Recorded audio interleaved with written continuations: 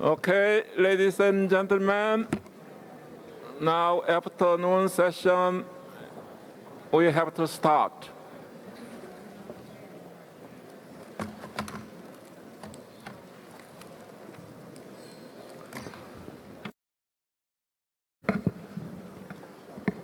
As I stated, as a continuation of our discussion in the morning session, now I'd like to give a floor to observer member. Is the microphone working? Is the microphone is on, I think. Okay, you have the floor. Thank you very much, distinguished chairperson, distinguished committee members. Ladies and gentlemen, on behalf of Greenpeace Russia and a group of Russian NGOs, I would like to highlight several important issues related to Western Caucasus World Heritage property. In our view, there are a number of threats to outstanding universal value of that property, and Russian Federation regularly ignore recommendation of the committee. For example, committee decision 37-7B23 clearly demands halt all construction and/or extension of buildings and facilities in the Upper Mzymta Valley within the property boundaries and upgrade the legal protection of statute of this area. That was not fulfilled. Instead, last year, Russia approved a law which permits resort construction in the territory of the World Heritage Site as well. It is already a reason for inclusion a site in the World Heritage List in danger, according to paragraph 180B of operational guidelines. And the law considerably weakened the legal site protection and changed its statute. It was further developed in March 2017 when Russian government decided to lease several land plots on the boundary of the property for Rosa Khutor ski resort with the purpose of further development of recreation facilities. Transport infrastructure is being started, and it's already negatively affecting World Heritage property. It's important to remind that in 2008, it was already an attempt to construct Olympic sport facilities at the boundary of that territory. Due to the principal position of the committee, it was prevented. Now we are facing exactly the same situation as in 2008, but Olympic bobsleigh road is replaced by mountain ski resort. There were several committee decisions which were regarding this territory which were not implemented at 32nd, 33rd, 34th, 35th, 36th, and 37th sessions. On the basis of mentioned above, if the threats to the property will not be eliminated, Russian NGOs will call the committee to inscribe Western Caucasus in the World Heritage List and data at its 42nd session. Please help to save Western Caucasus. Thank you.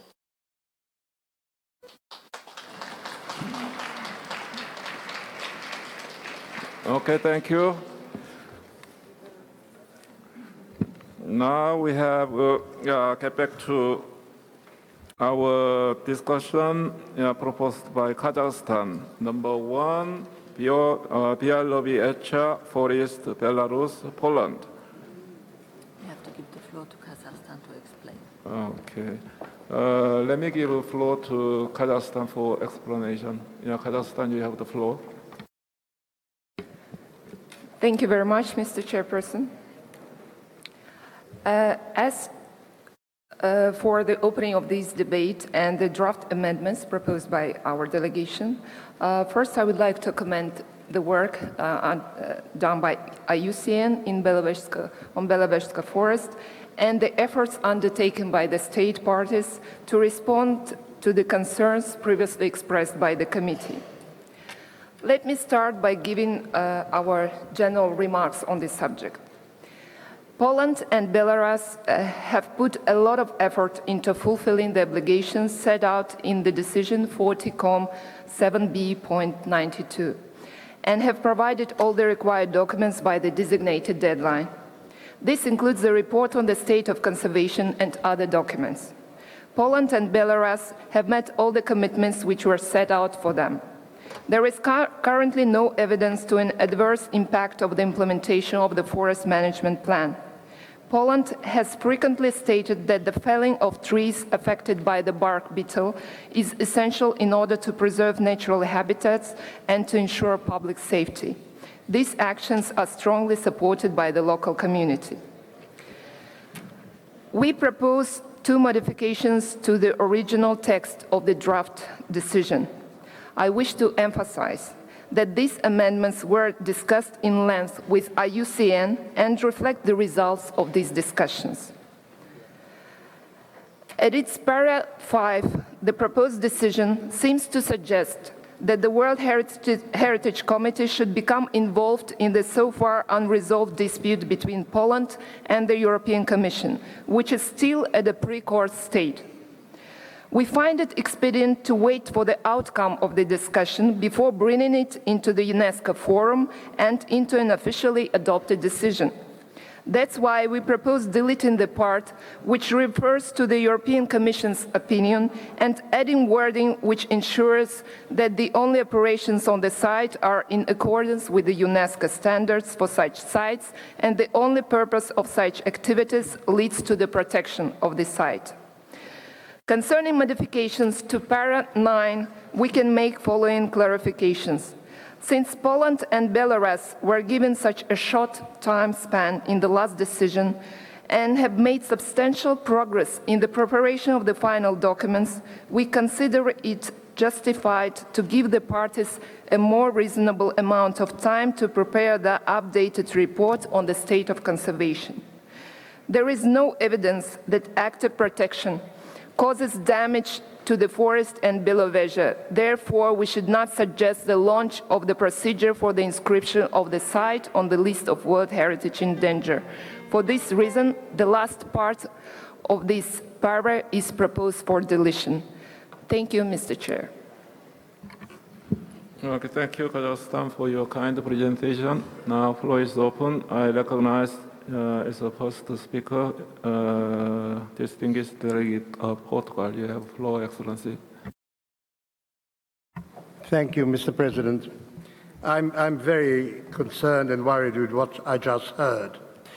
I think there are two issues here. There's an issue of method and an issue of substance. Concerning the method, and of course none of this is your fault, not at all, but I must say that I regret the sudden way this item was reopened for discussion. If we preach transparency, we should practice it.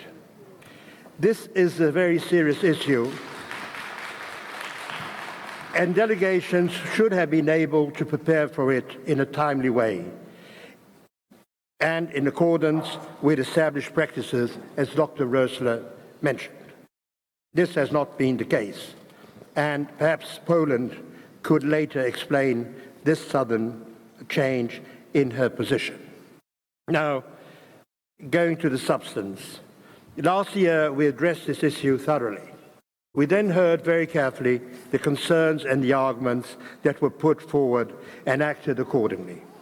Despite the differences of opinion, we all shared the concern that the then recent amendments to the Forest Management Plan were worrisome and requested the state party to submit to the committee an evaluation of potential impacts of those amendments on the OUV of the property.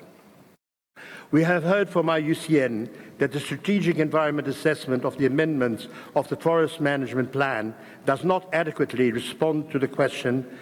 The threefold increase in tree fellings, including in mature stands. It does impact on the OEV of the property. We should recall the statement of OUV for this property and the importance of natural processes and the richness in dead wood, both standing and on the ground. We are therefore strongly concerned that the actions engaged by the state party through the so-called sanitary cuttings are indeed not preserving the natural habitat of the Bialowieza forest and are instead impacting negatively on the biodiversity equilibrium of this property. As it did last year, I believe that this committee should further request the state party its full commitment to ensure that no commercial timber extraction is permitted in the entirety of the Polish part of the property, as it does represent a potential danger to its OUV. We therefore call on Poland to uphold its commitments to the committee to maintain the continuity and integrity of the property. At this stage, and due to the various concerns which we take very seriously, we agreed that there is a need for a joint Centre-IUCN reactive monitoring mission to the property to assess current and potential impacts of ongoing forest management operations on the OEV of the property, and we will be encouraged if Poland could issue shortly an invitation for such a mission. I look forward, Mr. President, to seeing Kazakhstan concrete suggestions concerning the decision in order to be able to comment further. But from this moment, while trusting that Poland will do its utmost to address the committee's very legitimate ongoing concerns, we deem appropriate at least to retain paragraph 9 as proposed in the draft decision.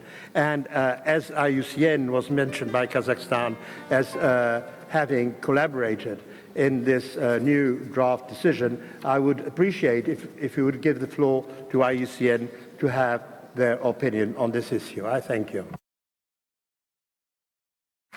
Okay, thank you, Portugal. I now give the floor to Azerbaijan. Thank you, Mr. Chair. Yes, we fully understand the sensitivities of this issue, but we would like to say some comment on this. We fully understand the importance of the sanitary cutting to the protection of the natural habitats, and sometimes it is necessary to keep the safety of this habitat and of the forest. It is clear to Azerbaijan delegation. Also, we welcome of the approval of the forest management plan to this area, and I think it is will be the main tool how to protect, how to use the sustainability, how to use the ecological services of this area. Also, same time, it's a sensitive issue to all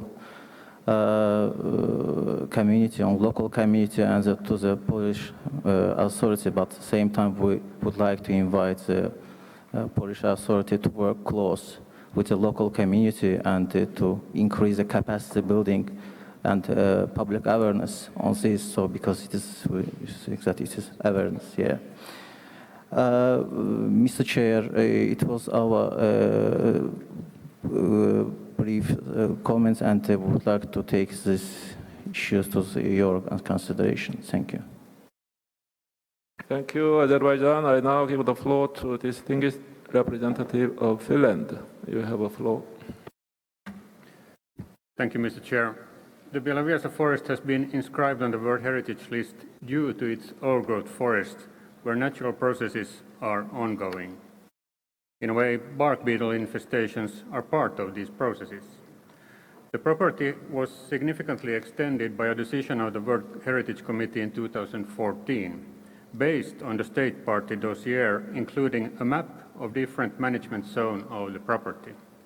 The vast majority of the property consists of a strict protection zone and two so-called partial protection zones, numbered 1 and 2, where no loggings should occur. The committee decision of extension of the property was, of course, based on this information given by the state party. Finland's view is that we should consider our decision out of these facts. Finland has considered carefully this matter, and in our opinion, the original draft decision reflects the situation accurately. And additionally, Mr. Chair, we think working like this, not in an orderly manner, is not good for our credibility. Thank you, Mr. Chair. Thank you, Finland. I now give the floor to Turkey. Thank you, Mr. Chairman. Before I start my talk about this issue, I'd like to thank the Polish host, their hospitality. When I state some of the issues, they may not be happy, but also they could be happy. There's no evaluation of this issue that could make both sides of the group is happy.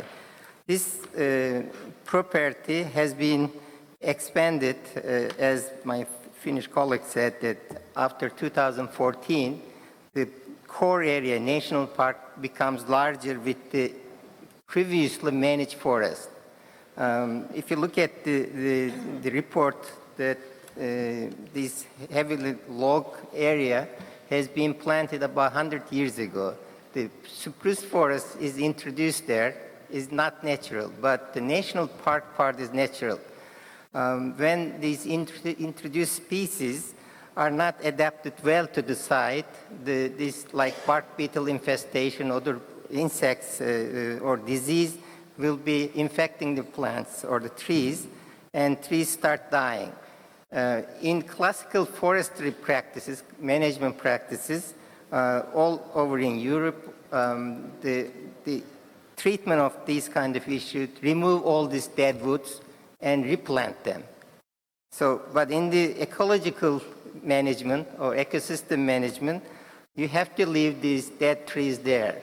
So there has to be some balance between these two-sided. If you leave everything there, aesthetically is not pleasing, but also you may not reach the original mixed forest stand because in over the years, the cypress forest may be replaced by all deciduous forest. So there should be some management, but this management shouldn't be clear-cut logging. It has to be determined by both ecosystem approach as well as forest management, so the site could be best protected with its OUV. If you don't do anything, the originally inscribed OUV will not be there.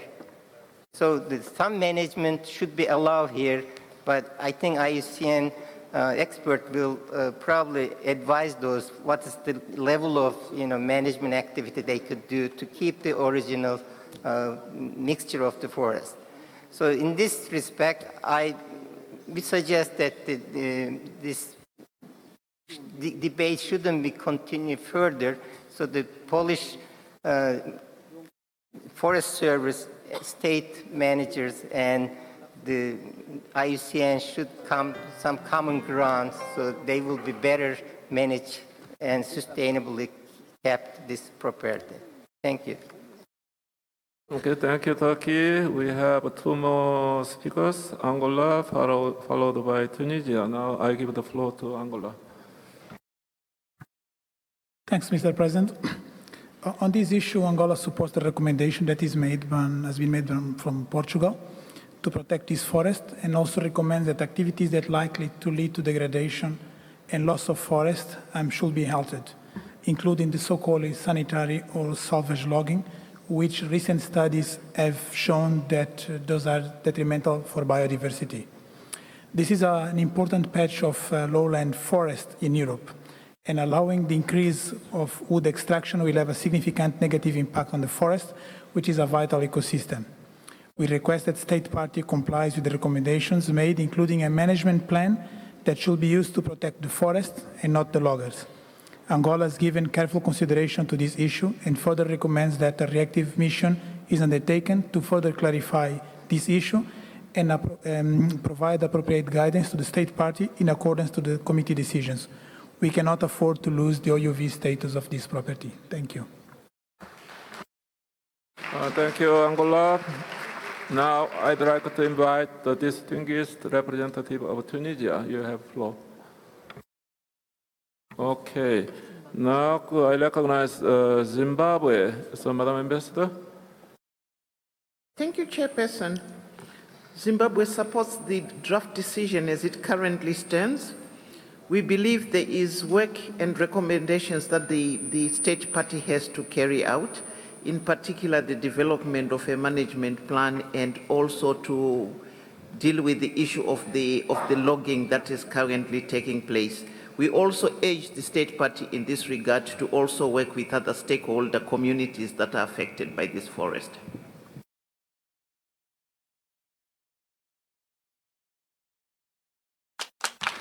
Thank you. Thank you, Zimbabwe. I think there are some questions addressed to state party, so I'd like to invite this time the state party Poland to respond to some questions. Poland, you have a floor. Thank you, Mr. Chair. Let me pass this micro to our expert, please. Mr. Chair, let me say some words about this issue. I'm speaking as a member of our delegation, but also as a scientist working in Białowieża Forest. And I'm able to see what's going in that forest all the time. Let me raise few things. First of all, we have an outstanding outbreak of spruce bark beetle since 6 years. 6 years. For 6 years, we lost almost all old-growth spruce forest from that place. It means that we almost lost one of the outstanding value of the forest. This outbreak is changing the picture of the forest. There is one thing. Another thing, we are talking all the time about natural processes we want to observe in Białowieża Forest, and we are doing that. As somebody already said, over 1/3 of that forest is strictly protected. So we have place where we can observe natural processes. Although, in my opinion, those processes are not natural nowadays when we have too small area to observe these kind of things. But this is another story. But we forgot almost completely about criterion 10. It means biodiversity. And it is obvious from many scientific research that there are species and habitats which we cannot safeguard without active protection. And when we have binded hands, we can do nothing to protect certain species and habitats. And that cutting, so those sanitary cuttings are just to protect this old-growth spruce forest and everything what is related with living forest. Amount of deadwood in Białowieża Forest is more than enough, I would say. To solve those problems, which are also created by the fact that we have 6 forms of nature protection in that forest, what creates a certain conflicts. But to solve those problems, probably the management plan which we should build in some years would solve it, and we would achieve what we want to protect in that forest. Of course, with the cooperation with the Belarusian partner. So those were the main facts which we can observe now in Białowieża Forest. We are doing for the 2 years already inventory of plants and animals and many other aspects, and we can observe that certain species, certain habitats just disappear from that forest. And in my opinion, we cannot let to be like that. We have to stop this process, and we can do this only by active protection. Thank you. Thank you, Poland. I think now it's time, it's a moment for IUCN to make an intervention. IUCN, you have the floor. Thank you, Chair. I think there was a question from Portugal, but it spoke to a view on amendments which we've not seen. But I think I should say very clearly that IUCN is not recommending any amendments to the draft decision. We've been able to discuss and we very much valued the opportunities to exchange on the issues at hand, but we did not get to the point of agreeing an alternate text. And I think we see the decision as it's organised, in particular putting in our hands the prospect of a reactive monitoring mission, really to respond to exactly the sort of need to engage in how the forests need to be managed to protect their outstanding universal value in the way that was discussed. And we see that mission being the opportunity to move from the concerns that we have now to some solutions. But I think the key point before we address any amendments proposed by Kazakhstan is to be clear that the IUCN recommendation is not for any changes to the draft decision. Thank you, Mr. Chair. Thank you, IUCN. I see one NGO member requested the floor, so I now invite you to take the floor.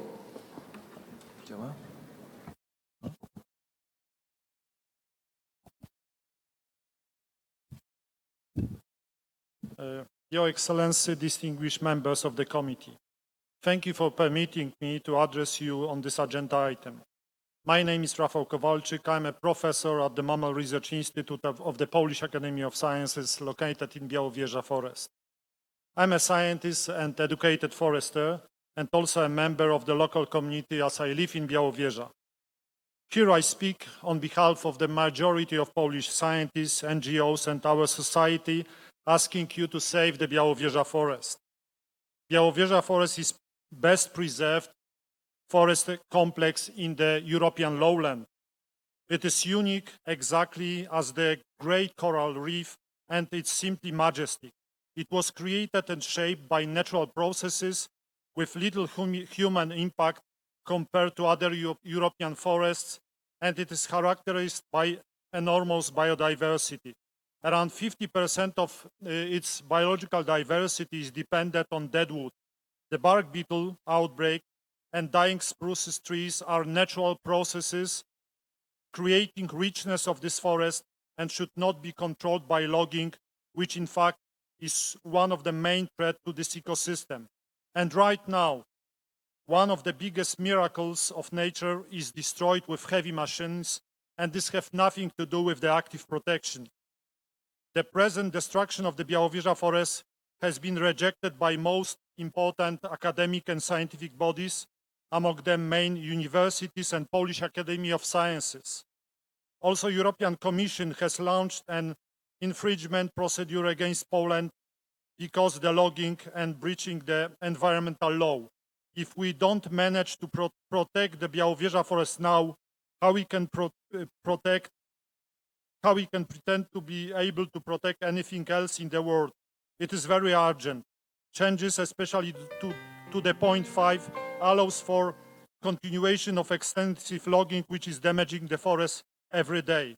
We strongly encourage the committee to stand proudly for protection of property's outstanding universal value and ask the committee to adopt the draft decision for the Białowieża forest without any amendments. Thank you very much. Thank you so much for your statement. I now invite you to adopt the draft decision 41-7B.1 concerning this property. As usual, I'd like to ask Mr. Juma if Kazakhstan. Okay, before we are giving the floor to Mr. Rapporteur, I give the floor to Kazakhstan. You have a floor. Thank you, Mr. Chairperson. As we see, it is quite a disputed matter here in Poland, and we consider opening this debate important for hearing the views of the committee members and wider community. To have a more straightforward discussion within the committee, I just wanted to request the Secretariat to display the amendments proposed on the screen. Thank you.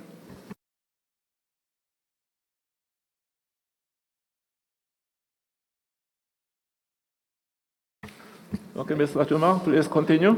Thank you, Mr. Chairman. As the esteemed delegate of Kazakhstan said, we have an amendment from them. This is a draft proposal of 6 paragraphs. So we have paragraph 1, 2, 3, and 4, as you can see, there as they are proposed before. The amendment, the proposal is in paragraph 5. The first part of paragraph has been left as it is, but there are proposals to change the second part, which is started, I read the whole paragraph, reiterate its position that commercial timber extraction within the entire property will represent a potential danger to the property in accordance with paragraph 180 of Operation Guideline. So here is starting the change. Therefore, the only cutting within the property are related to the safety reason and protection of continuity and integrity of the old forest threatened on all area of property by spruce bark beetle. The wood in which harvested for the above mentioned purpose will also be available to community supporting the sustainable development of Belarusia forest region. Now, this is the only paragraph which has modified, but then paragraph 6, 7, 8 is remained as it is, and the last paragraph 9 has also been modified. I can read the new paragraph. Also request the state party to submit to the World Heritage Center by December 2019 up-to-date report of the state of conservation of the property and the implementation of the above to the examination by the World Heritage Committee in each session. Here, Mr. Chairman, we have a bit problem of consequency. The esteemed delegate of Kazakhstan proposed subsequent sessions. We want them to be precise which subsequent session they are proposing. So they have to be precise because we use another language, either 42nd or 43rd or 44. They have to tell us. Okay, thank you, Mr. Juma. And now I give the floor distinguished representative of Portugal, and later just ask the clarification on the part of Kazakhstan. So now I give the floor to distinguished delegate of Portugal. Yeah, Excellency, you have the floor. Thank you very much, Mr. President. Well, it won't surprise anyone in the room that my proposal is that we do not alter the draft decision in any way. And I'll give you a brief explanation why not, beyond what I have already said. Could you roll it up first to the first alteration? Well, it does seem to me slightly surprising how one purely erases a decision, an advice of the European Commission, and replaces it by something very vague about woodcutting. But, you know, the European Commission is a respectable institution. And actually, Poland is part of the European Union. So I think that a little consideration towards institutions that we share we should bear it in mind. Furthermore, most of the, if not all, the countries represented in this room have, if not very close relations with European institutions, extremely close relations with European institutions and the European Commission, which obviously conducts on its own authority and powers a number of significant and substantive policies of the European Union as such. So it does affect me in some way, the easiness by which one just takes out the reference to something which is obviously very pertinent by the European Commission, as if it were some sort of third-rate organization. So that's as far as justification for keeping number 5 as it was. Now, if you could kindly roll it up a little bit more to the next alteration. Well, there again, I think that what was in the draft decision is reasonable. And as I'm a reasonable person, I will abide by it. I think it is reasonable that the report should be in February, and it would be, and that at the next to be examined at the next committee meeting, and then there we should in fact consider, on the basis of the information that will be given, that we will consider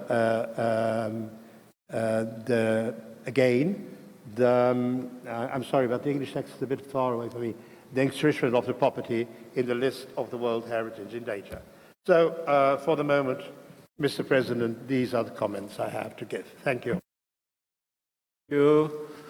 Now Kazakhstan and followed by Finland. First, Kazakhstan, you have the floor, madam. Thank you, Mr. Chairperson. I just wanted to inform you that there is some mistyping that occurred from our side. So we proposed 1st December 2018, and if there is a need to specify the session, so it will be 43rd session. Thank you.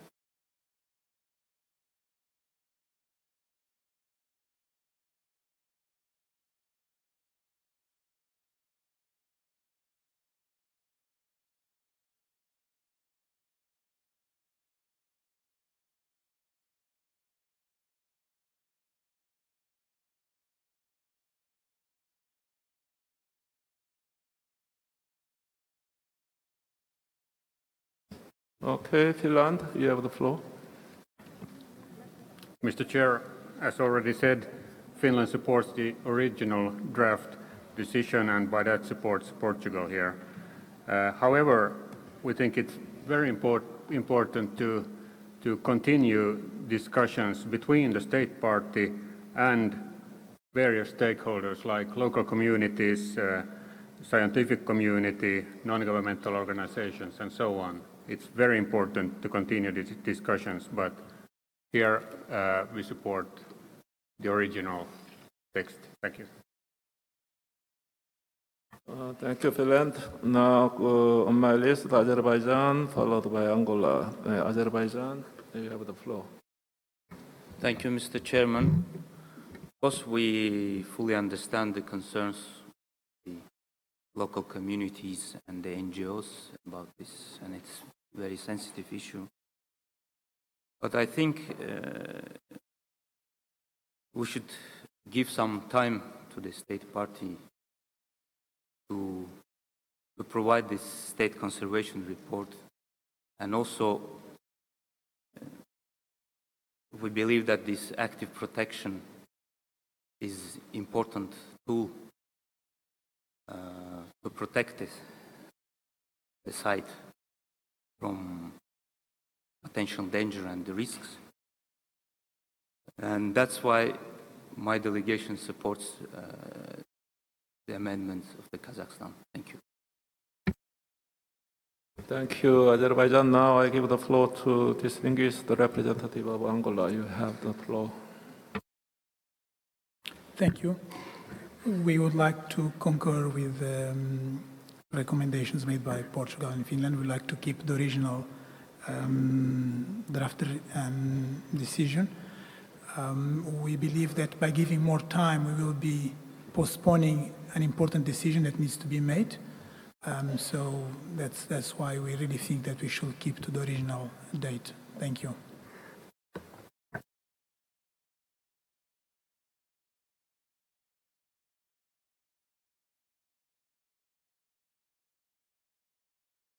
Any other comments? Any other questions? Any other interventions?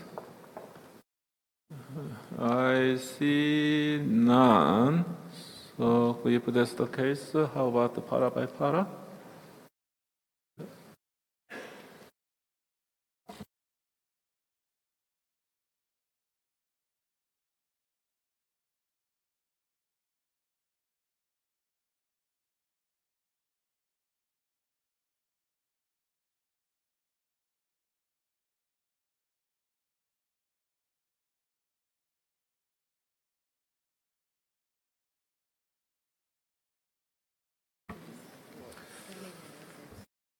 I think it's a kind of a very long draft decision. We have more than 9 para, and out of 9 para, there are 2 paras in question, para 5 and para 9. And I observed there are many countries want to revert to original formulation. And there are another school, Kazakhstan, put forward some modification, and seconded by Azerbaijan. So if that's the case, I'd like to hear from you some more comments so that I can make some kind of ruling or some direction. So the floor is open.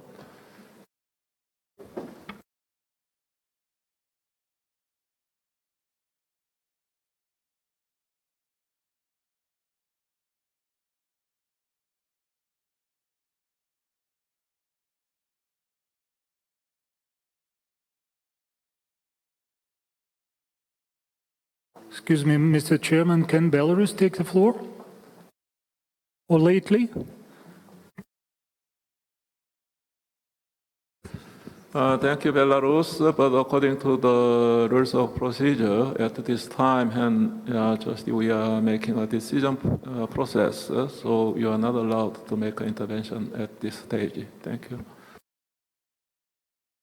Instead, I'd like to invite some committee members because as far as I understand, the 4 committee members in supportive of reverting to keeping original formulations, and on the other hand, Kazakhstan and another member supported some kind of modification. So if that's the case, it's very difficult to avoid voting or etc. So I strongly encourage committee members to make some intervention or contributions.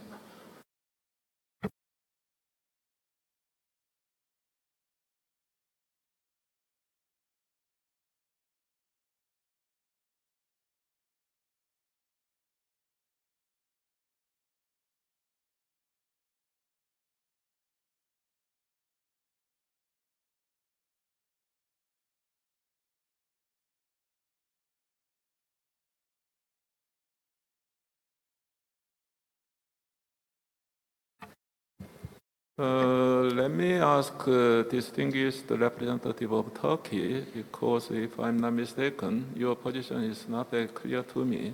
So can you give us some clearance or clarification? Okay. When I read the report from State Party and the draft decision, the original configuration change, 17,000 hectares is no management, no touch region, and the remaining 2/3, there are 3 more zonation. And as I understood, the sanitary logging, that's really loose term if you accept, is practice remaining 3 zone.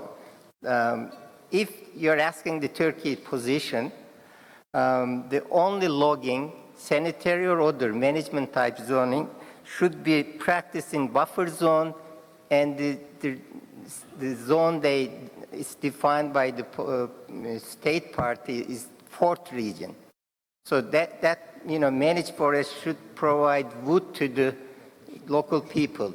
So the remaining, the 3 zonation, including the core, should not be open to any logging until they reach a complete agreement, so until the next report time. So this is in between, not keeping the original, but not only also accepting the modification. Okay, thank you.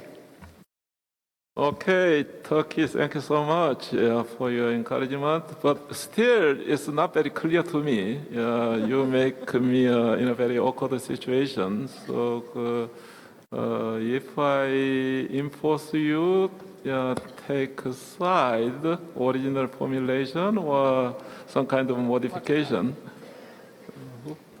Okay. Before. The Portugal, you have the floor, Mr. Ambassador. Thank you. I don't think we are really getting anywhere. So I think we must take a decision. Perhaps if I put forward a little compromise, we may all agree on that. Actually, we don't know if we don't agree, if there's not a majority, to keep the draft decision as it is. So I have 2 options. Either I will call on you, Mr. President, for us to vote, or I could make a little suggestion and then ask everyone, and ask you then, for you to ask everyone if they can live with it, with one little prerequisite, is that before you ask the committee if they can go along with that, you ask IUCN if IUCN can go along with that. So could you roll it up to the last paragraph? We'll keep number 5 as it was originally, and then we would accept as a compromise the date of December 2018 for the report.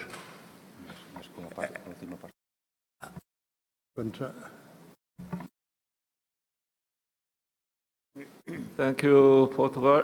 And now I of course- recognize the Sorry. Yes, and of course the rest will stay. We'll look at it in the 43rd session, but the rest of the paragraph would stay. Thank you.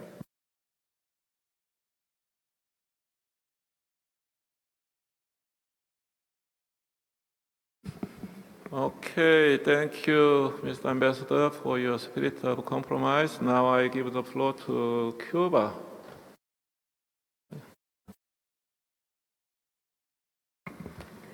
Muchas gracias, señor presidente. Nosotros apoyamos la propuesta realizada por Portugal, o sea, tratar de buscar un consenso y que el texto quede redactado de esta manera con la modificación al párrafo 9 con respecto a la fecha.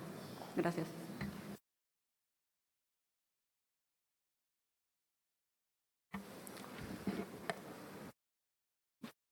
Okay, I recognize the distinguished delegate of Tunisia. Merci, Monsieur le Président. Nous attachons du prix à ce que le paragraphe 5 reste inchangé, mais je crois que la proposition du Portugal d'aménager la date au 1er décembre 2018 peut être un bon équilibre pour le texte. Donc la Tunisie est tout à fait d'accord avec cette proposition.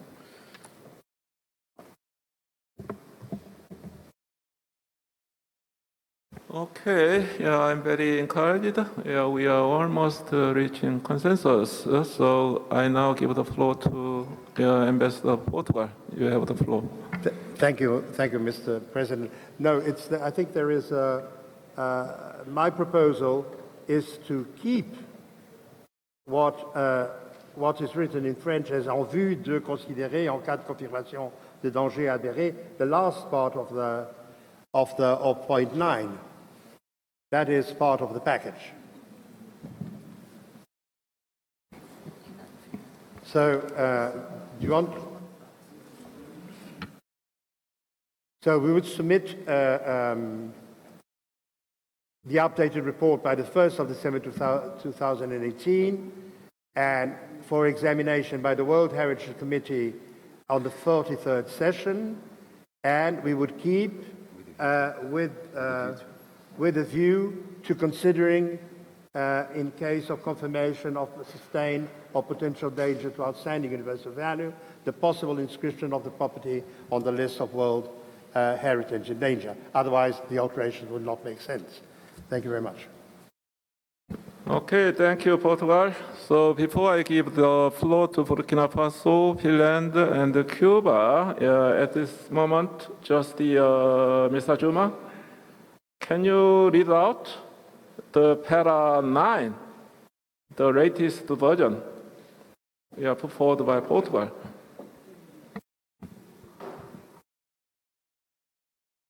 Merci, Monsieur le Président. Now, if we go to the consensus, is the paragraph we read. Also request the state party to submit to the World Heritage Center by December 2018 an updated report on the state of conservation of the property and the implementation of the above for the examination of World Heritage Committee at its 43rd session in 2019, with a view of considering, in case of confirmation of ascertained or potential danger to outstanding universal value, the possibility of inscription of the property on the list of World Heritage in danger.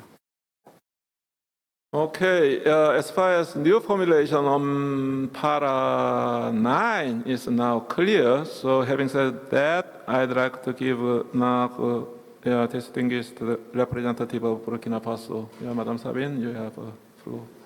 Merci, Monsieur le Président.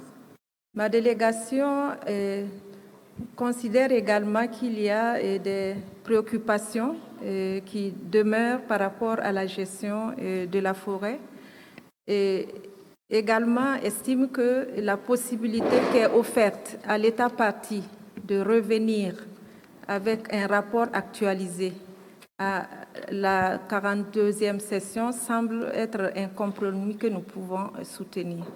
Merci. Thank you, Madam Ambassador. Now the floor is on Finland.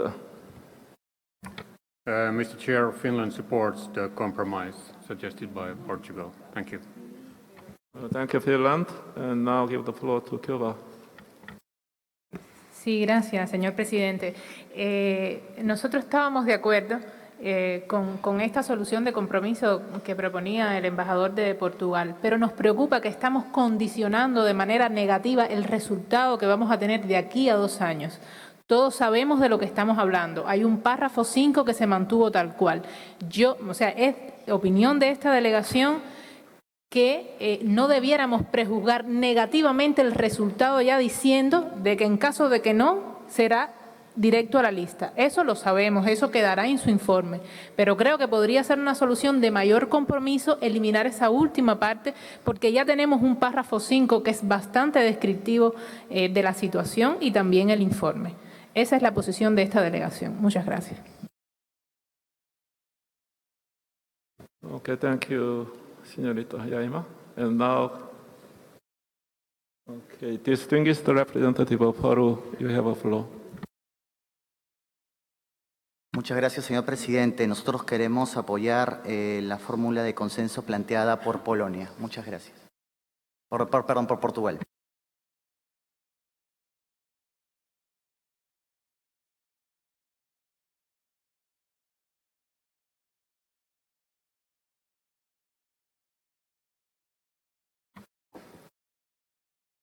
So almost we are done. Now I give the floor again to Ambassador of Portugal. Yes, thank you very much, and I'm sorry to be repeatedly intervening. But I understand the concern of Cuba, which is a reasonable concern. But I think that we need to have some form of operational conclusion. And we are not prejudging anything, because we say, now let's go back to the English, with a view, which is already conditional, to considering, again conditional. In the case of confirmation, etc., there are several interrogations there, which makes it that by saying that we are not presuming any conclusion at the end of the day. So if the Cuban delegation could go along with this opinion and join the consensus, I would be particularly happy. And may I say that furthermore, I'm convinced that Poland will abide by its commitments, so we will have a very positive and favorable result at the end of the day. Thank you very much, Mr. President, and thank you for your patience. Okay, thank you. And now Turkey, and followed by Cuba. I first, Turkey. Keeping the paragraph 5 in original and modification made in paragraph 9 is acceptable. The compromise made by Portugal, we support that. Okay, thank you, Turkey. Cuba, please. Gracias, señor presidente. No nos vamos a oponer al consenso, le vamos a hacer mucho más fácil el trabajo, aunque sí creemos que esto condiciona de manera negativa el resultado, pero puede avanzar usted en la adopción del consenso alcanzado en sala. Muchas gracias.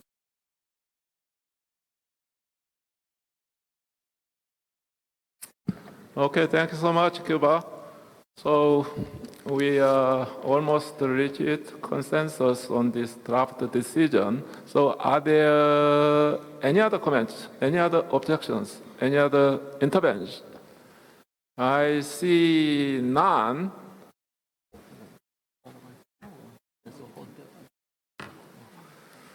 Okay, we fully discussed the para number 1 through para number 9.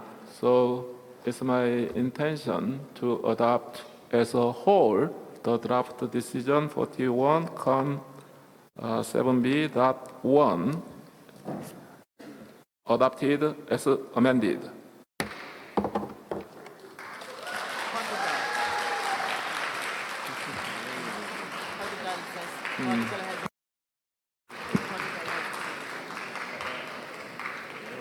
Mr. Ambassador, it's a point of order.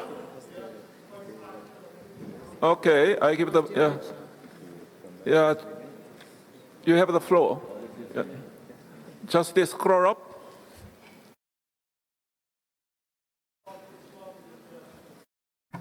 It's not on the terms that we agreed.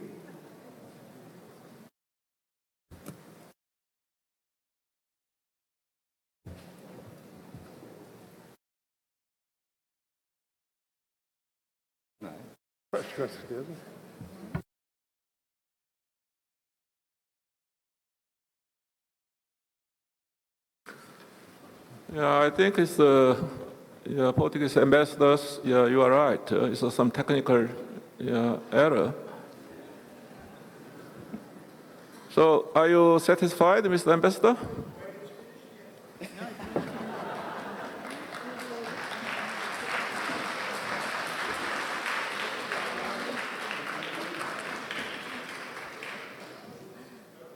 All right. Okay, once again, thank you all for your spirit of compromise and consensus. Now let's move to 7B, Nature, Latin America and the Caribbean. Number 10, Cerrado, Protected Areas, Chapada dos Veadeiros, and Emas National Parks, Brazil. No, Poland. Wait a second. Poland wants to make a statement.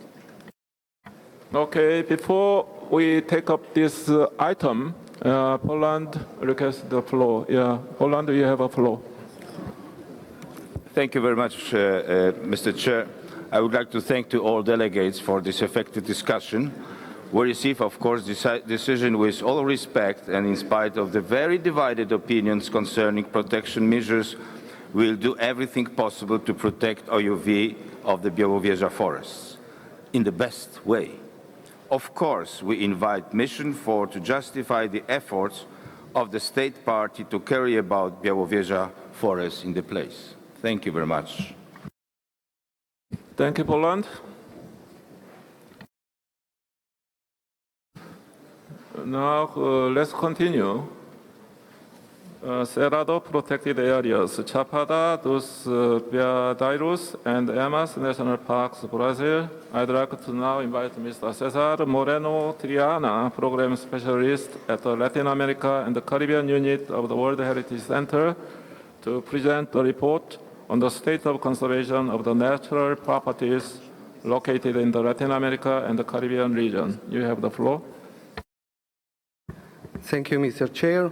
I would like to introduce the State of Conservation Report for Cerrado Protected Areas, Chapada dos Veadeiros, and Emas National Parks in Brazil. In 2016, the committee, by decision 40Com 7B71, reiterated its concern that the majority of the Chapada dos Veadeiros component of the property continued to not benefit from national park status, and that its integrity was therefore no longer guaranteed. The committee has been considered the possible inscription of the property on the list of World Heritage in danger, in case that significant progress to address the lack of protection of the Chapada dos Veadeiros component has not been achieved. On 1st February 2017, the state party submitted a SOC report by which it reiterates that most of the territory of the Chapada dos Veadeiros was covered by several protected areas of different categories. Furthermore, the state party informed that the proposal for the expansion of the Chapada dos Veadeiros National Park was still ongoing, but not completely achieved, since it required further technical discussions related to land tenure issues. Considering that the Chapada dos Veadeiros component of the property remained without the required protection, and following the concerns expressed in the previous committee decision 40Com 7B71, the World Heritage Center and IUCN recommended the inscription of the property on the list of World Heritage in danger, as expressed in draft decision 41Com 7B10. in the document distributed to the members of the committee. Mr. Chair, I would like to also explain new information that was received by the World Heritage Center and submitted by the State Party on 16 June 2017, with following additional and very positive information. First, an official letter confirming that the presidential decree was passed on 5 June 2017 in response to the World Heritage Committee's request to conclude the extension of limits of the Chapada do Vadeiro National Park to now cover an area of 240,600 hectares. The cartography of the new limits of the property has been also presented, and it will be shown in the PowerPoint presentation. Information on the fact that the Brazilian Chico Mendes Institute for Biodiversity Conservation is adopting a new management approach, such as an integrated fire management system. Based on this additional relevant information and following strong consultations with the State Party, the World Heritage Center, and IUCN, a revised draft decision is being proposed for consideration by the committee. I would like to recall that the draft proposal contained in the document was distributed to the members of the committee this morning. With your permission, Mr. Chair, I would like to provide, IUCN would like to provide additional comments on this report. Thank you. Thank you, Mr. Moreno Tiriano, for your excellent presentation, and I'm impressed, even the newest additional information as of 16th June was incorporated.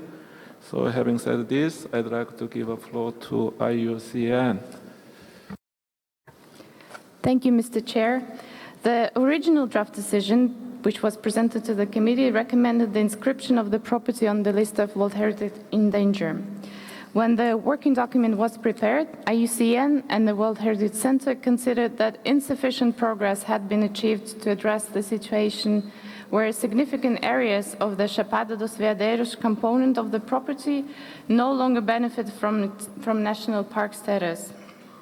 However, as just mentioned by the Center, the State Party has recently made significant progress in expanding the Chapada dos Veadeiros National Park with the issuance of a presidential decree on the 5th of June establishing the new boundaries of the national park. Taking the significant new development into account, IUCN considers that the key requests of the World Heritage Committee to restore the legal protection of the Chapada dos Veadeiros National Park have been addressed, and therefore the inscription of the property on the list of World Heritage in danger is not recommended at this session of the committee. However, as an urgent next step, IUCN and the World Heritage Center recommend that the committee requests the State Party to prepare and submit a proposal for a boundary modification of the property in line with the provisions of the operational guidelines in order to ensure that the new boundaries of Chapada dos Veadeiros National Park are reflected in the boundaries of this serial property. It is also recommended that the committee requests the State Party to fully address the remaining land tenure issues around the new national park in order to guarantee that the extended boundaries are accepted by all local stakeholders. Thank you, Mr. Chair. Thank you, IUCN. Now, the floor is open. I recognize the distinguished delegate of Portugal. You have the floor. Merci, Monsieur le Président. Nous commencerons justement par nous féliciter de ce développement qui est très constructif du décret présidentiel adopté le 5 juin, qui effectivement change la donne en ce qui concerne cette propriété. Nous nous félicitons aussi, et là nous avons un bel exemple du travail de coopération entre l'État partie et l'organe de consultation, en l'occurrence l'IUCN. Et je pense qu'on doit prendre ça comme un exemple de travail étroit, même si sur la ligne finale, mais c'est toujours important un dialogue étroit qui nous permet que l'IUCN nous présente un projet de décision révisé en totale coordination avec l'État partie. Nous sommes persuadés, nous sommes sûrs que l'État partie suivra les recommandations de l'AICN en ce qui concerne le changement des limites de la propriété, tout ça dans un processus de participation élargi. Et mon dernier point, Monsieur le Président, ce serait, à travers vous, si vous pouvez inviter l'État partie à aussi intervenir pour nous donner ses précisions sur les derniers développements et aussi réitérer son compromis pour le futur proche. Merci.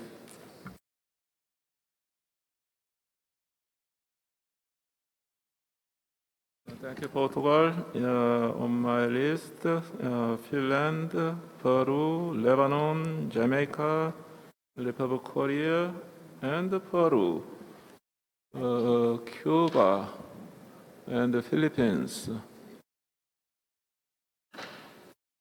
Okay, Tanzania. Okay, now Finland. I give the floor to you. Thank you, Mr. Chair. Finland recognizes with great satisfaction the recent decision by Brazil to expand Chapada de Veadeiros National Park and by that implementing the previous request by the World Heritage Committee. We fully support the revised draft decision. Thank you, Mr. Chair. Thank you, Finland. Now I invite distinguished representative of Peru. You have a floor. Gracias, señor presidente. Nosotros queremos resaltar justamente dos aspectos del tema que estamos que es objeto de análisis. Primero, las acciones que ha tomado el gobierno de Brasil, que deben ser reconocidas por parte del comité. Estas nos permiten el día de hoy expresarnos de manera positiva alrededor de este proyecto de enmienda que se presenta referido a Chapada.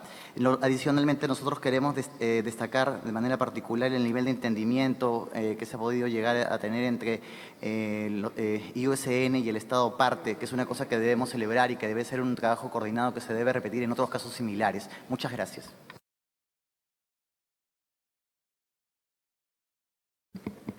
Okay, Lebanon, followed by Jamaica. Now, Lebanon, you have the floor. Merci, Monsieur le Président. Je tiens à rappeler aussi une autre belle décision de cette conférence, celle de la Côte d'Ivoire. Donc, nous nous félicitons de la décision brésilienne de rectifier le tir. Et nous les félicitons. Nous félicitons aussi leur ambassadeur qui n'a pas pu être parmi nous ici même à Cracovie pour des raisons personnelles. Donc un effort inouï a été fait. J'espère que ce sera une leçon pour nous tous pour améliorer notre convention. Merci.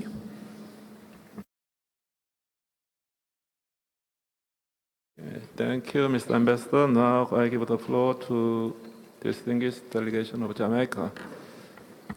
Thank you, Mr. Chair. Jamaica commends the State Party for its efforts in protecting and maintaining the OUV of this site. Jamaica notes the revised draft decision from the World Heritage Center and IUCN, which indicates that the expansion of the national park was approved by a recent presidential decree. This accomplished the participative process of discussions with stakeholders that had been taking place since 2003. Jamaica urges the State Party to submit the requested proposal for boundary modification of the property as soon as possible and hereby notes support of the revised draft decision. Thank you, Mr. Chair.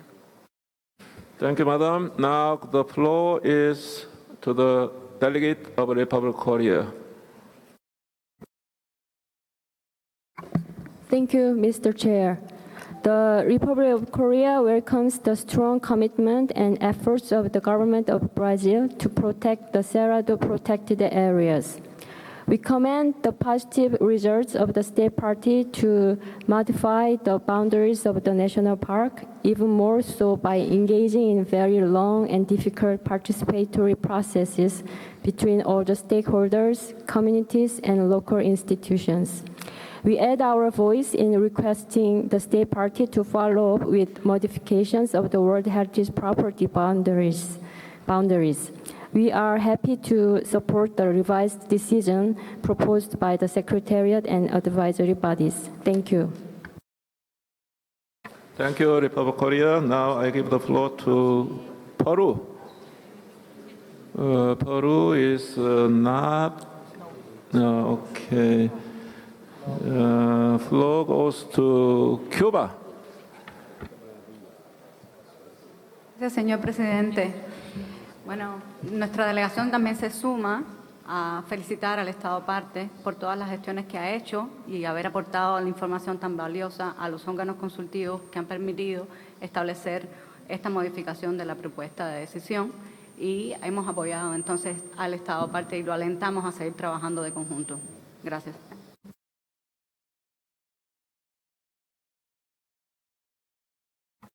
Okay, thank you, Cuba. Now, distinguished representative of Philippines. Thank you, Mr. Chair. We congratulate the State Party and the IUCN for agreeing on a revised decision, which we welcome, noting that the property has addressed major concerns and no longer needs to be included in the danger list. Thank you. Okay, thank you, Madam Ambassador. Now, distinguished delegate of Tanzania. Thank you, Chair. This delegation is satisfied with the state of conservation of this beautiful site.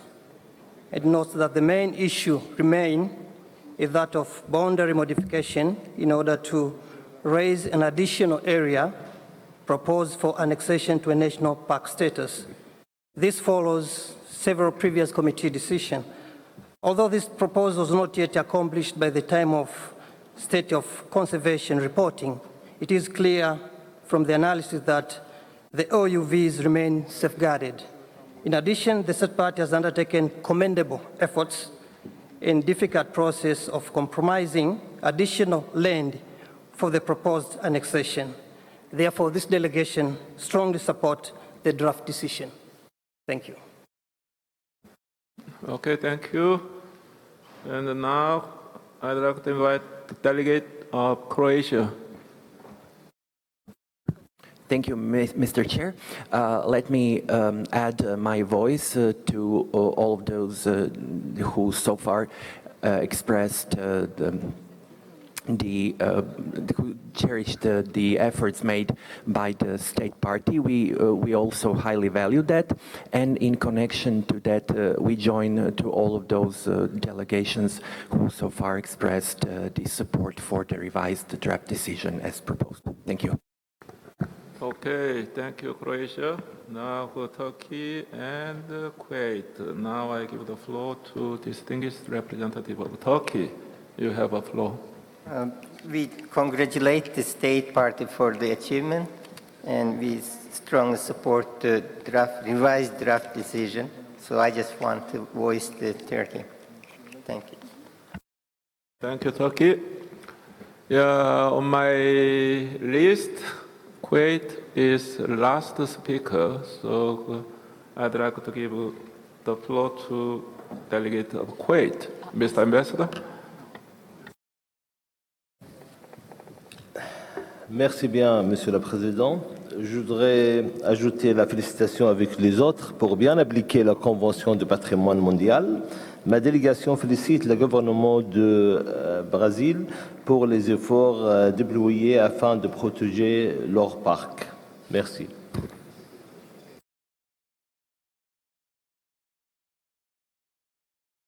Okay, thank you, Mr. Ambassador. I give the floor to distinguished Ambassador of Azerbaijan. You have the floor, Excellency. Thank you, Mr. Chair. I would be very brief, just to add our voice also in congratulating the IUCN and the Brazil in successful dialogue, which having agreed on the modification of boundaries, and we also support the revision of the draft decision. Thank you. Thank you, Mr. Ambassador.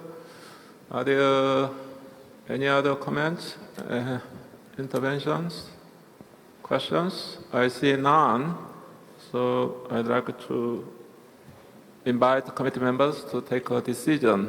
And as usual, Mr. Juma, do we have some revised text? Yes, Mr. Chairman, we have the revised draft decision, and distinguished member, they've been given this draft. They have it. So we are just going to show the new revised. We've just taken the track change. You have the revised with track change with you. Yes, revised draft decision was in advance distributed to our committee members. I think there is no more comments or objections. Are there any objections? I see none. I declare decision 41-7B.10 Rev adopted.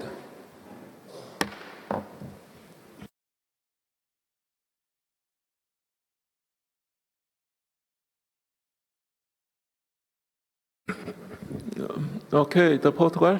Mr. President, I think we have asked you to, through you, to ask to give the floor to the state party. I think the state party would like to share with us their commitment and on this issue. And I think this is a marvelous outcome that we have achieved. And I think it is time now to give the state party the floor. Thank you very much. Thank you, Portugal. Yeah, because I was expecting that there will be some requests on the part of committee members to ask state parties response. So now I give the floor to state party of Brazil. Where is Brazil? Thank you, Chair. We thank Poland and UNESCO for the organization of this session of the World Heritage Committee. The long process related to the Chapada dos Veadeiros National Park started for the World Heritage Convention in 2001, with the inscription of the Cerrado Natural Site into the World Heritage List, although for us, it had already started some 40 years before. This property needed attention of this convention from 2003, with the cancellation by Brazilian justice of the decree that had attempted to enlarge this national park due to insufficient public consultations. As you might recall, this committee started discussing this property in 2011, requesting Brazil to re-establish the level of legal protection, followed by several other decisions in the following years. From 2015, this committee, IUCN, and the World Heritage Center have been particularly supportive, offering guidance and according some extra time to the state party, understanding the renewed process Brazil had engaged in. We understand this has been a very constructive dialogue. In parallel to this convention, but positively influenced by it, the national process took several years, was not an easy one, but it was happily concluded recently in June with the Brazilian presidential decree defining the re-enlargement of this national park by 4 times, re-establishing the legal protection status of this property, again legally guaranteeing its integrity and its outstanding universal values. The interest in avoiding the inclusion of the Cerrado Protected Area site in the list of World Heritage in Danger helped further in the promotion of the national and local pride and awareness, and in convincing social actors to engage in nature conservation process related to the Chapada dos Veadeiros National Park, although those elements have always been present in the management of this protected area. Therefore, Brazil believes this is another successful case related to the importance of this convention, in which its good standards and procedures help conservation and stakeholders' engagement. Brazil reiterates its commitment to the implementation of the World Heritage Convention, and thanks very much, you all. Okay, thank you, State Party of Brazil, for your statement.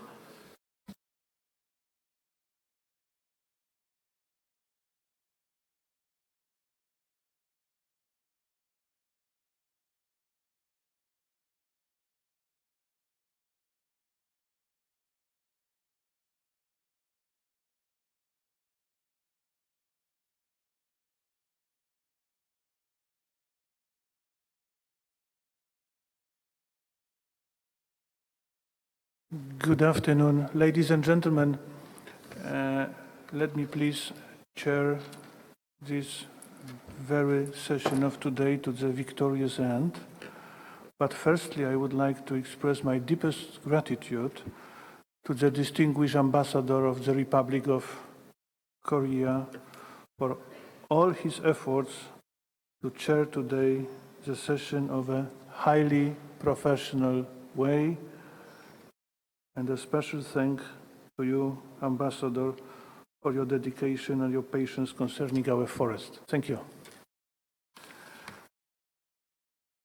Ladies and gentlemen, I understand that we do continue. And now, number 15, islands and protected areas of the Gulf of California, Mexico, are in our agenda. I would like to invite Mr. Cesar Moreno Triana to present the next report. Mr. Moreno Triana, the floor is yours. Thank you, Mr. Chair. The State of Conservation report for the islands and protected areas of the Gulf of California in Mexico is open for discussion as the draft decision proposes the inscription of the property on the World Heritage List in danger. The summary of conservation issues for this property is available in the working document 41.7b Addendum 2 on pages 3 and 2 of the English and French versions, respectively. Allow me to recall, Mr. Chair, that in 2016, the committee, by decision 40.7b75, noted with utmost concern that the status of the vaquita porpoise population has become extremely critical and that the species is threatened by extinction. The committee therefore requested a joint reactive monitoring mission to the property. On 2nd March 2017, the state party submitted a SOC report providing a comprehensive overview of various conservation and research programs in different components of the property. As requested by the committee, decision 40.7b75, a joint reactive monitoring mission, visited the property from 9 to 15 April 2017.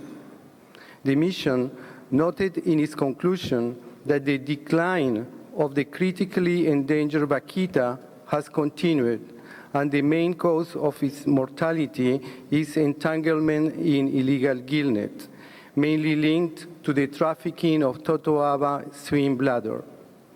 The mission considered that the risk of imminent extinction of the vaquita, specifically recognized as part of the property's OUV under Criterion 10, represents an ascertained danger of the OUV of the property. The mission therefore recommended the inscription of the property on the list of World Heritage in danger. Considering the evaluations made by the Joint Reactive Monitoring Mission, the information provided in the state party's SOC report, and following the concerns expressed in the previous committee decision 40.7b75, the World Heritage Center and IUCN recommended the inscription of the property on the list of World Heritage in danger as expressed in the draft decision 40.7b15.